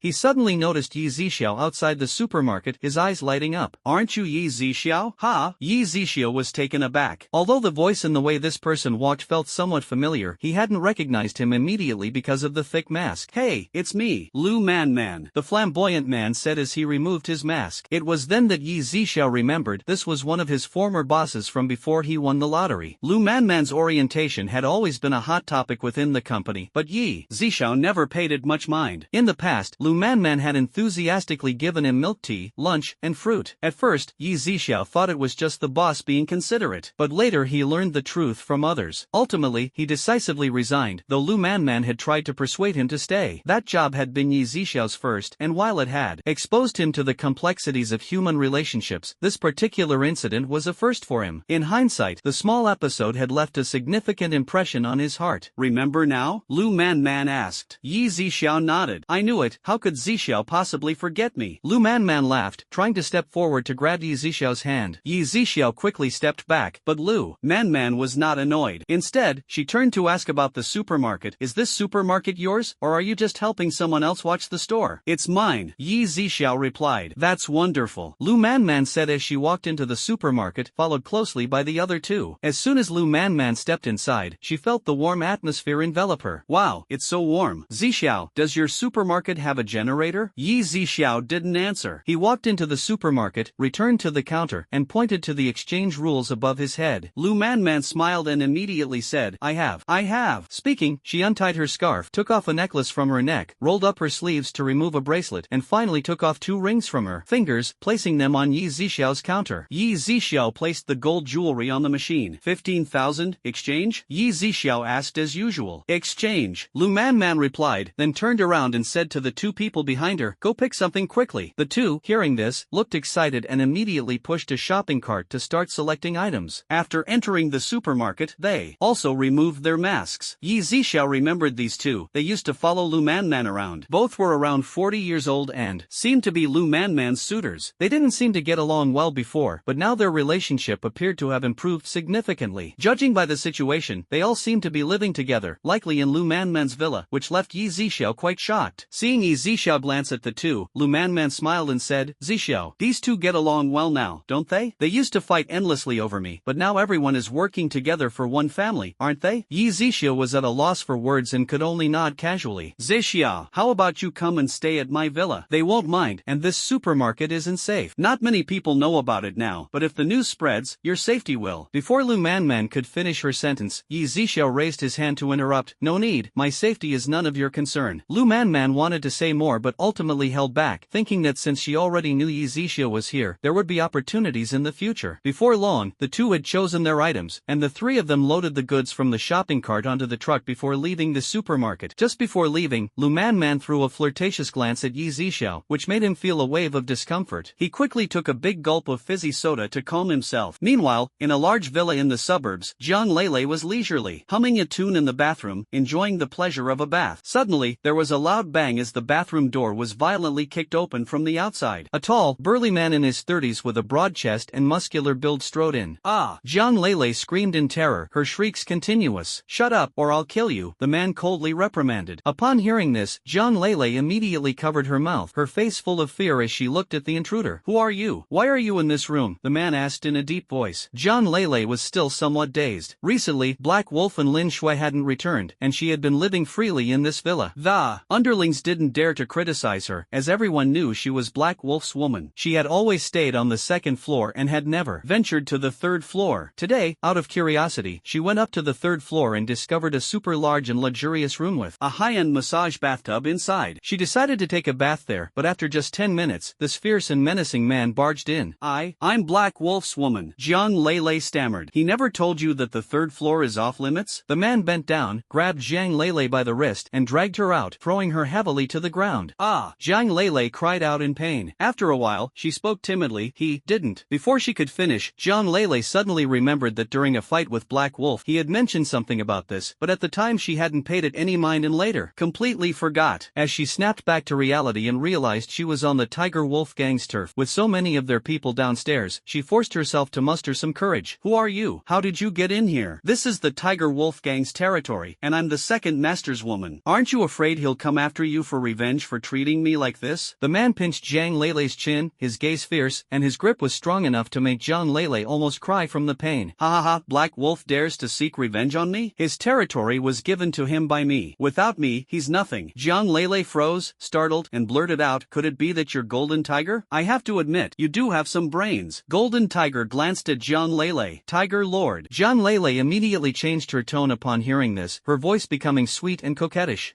Jean, who looked at her, a hint of amusement in his eyes. Jean, who naturally saw through Jiang Lele's intentions. With the leader of the Tiger Wolf gang right in front of her, the second in command would naturally be cast aside. Moreover, a woman like Jiang Lele would stop at nothing to climb higher, and Jean, who couldn't help but admire that to some extent. He once again sized up Jiang Lele's figure and appearance, taking in everything at a glance. Seeing Jean, whose expression, Jiang Lele, was overjoyed inside, but outwardly she feigned shyness, tilting her head slightly to the side, though she made no effort to hide anything. "Ha!" Jean, who let out a cold laugh, flexing his muscular frame. Then, he grabbed Jiang Lele's hair in one swift motion and threw her back into the bathtub. Jiang Lele was terrified by Jean, whose rough actions, her face filled with fear, but this was exactly the reaction Jean who wanted. Not long after, the bathroom echoed with piercing screams, so agonizing they could be described as heart-wrenching. No one knew how many hours had passed. Jean, who went downstairs and poured himself a glass of red wine. In the bathroom, Jiang Lele lay on the floor, barely clinging to life, her faint breathing almost imperceptible. Her entire body was bruised and battered, covered in bloodstains, a complete mess. In her heart, she thought to herself that Jean, who was nothing short of a demon, yet now she had fallen into the hands of this demon. A rare trace of regret surfaced in her heart, but the most unattainable thing in the world is a remedy for regret. She didn't know how much time had passed before she finally managed to shakily crawl up from the floor. Completely drained of strength, she could barely stand. Although the villa had a generator running the air conditioning, and the bathroom was equipped with a heat lamp, the temperature was still low. At this moment, her entire body was freezing, trembling uncontrollably. She picked up her clothes, draped them over herself, and hobbled out of the bathroom. Not daring to stay on the third floor any longer. She slowly made her way down to the second floor. Returning to her room, she lay on the bed, pulled the blanket over herself, and could no longer hold on, passing out completely. The next day at noon, Jiang Lele slowly woke up. As soon as she opened her eyes, she was overwhelmed by the excruciating pain coursing through her body, as if she had been run over by a heavy truck. Jiang Lele wanted to continue resting, but her stomach betrayed her with a loud growl. She had no choice but to endure the pain and drag her heavy steps out of the room, heading downstairs in search of food. As soon as she reached the bottom of the stairs, she saw Jin Hu walking toward her. The immense pressure he exuded made her legs tremble involuntarily, filling her heart with fear. Her steps, which had been moving forward, came to an abrupt halt. "What's wrong? Are you scared of me?" Jin Hu's lips curved slightly upward, his chiseled features far more handsome than He Lang's. If it had been yesterday, Jiang Lele would have chosen Jin Hu without hesitation, but after those nightmare-like hours, she would rather choose the ordinary-looking He Lang, who carried a distinct smell. And no.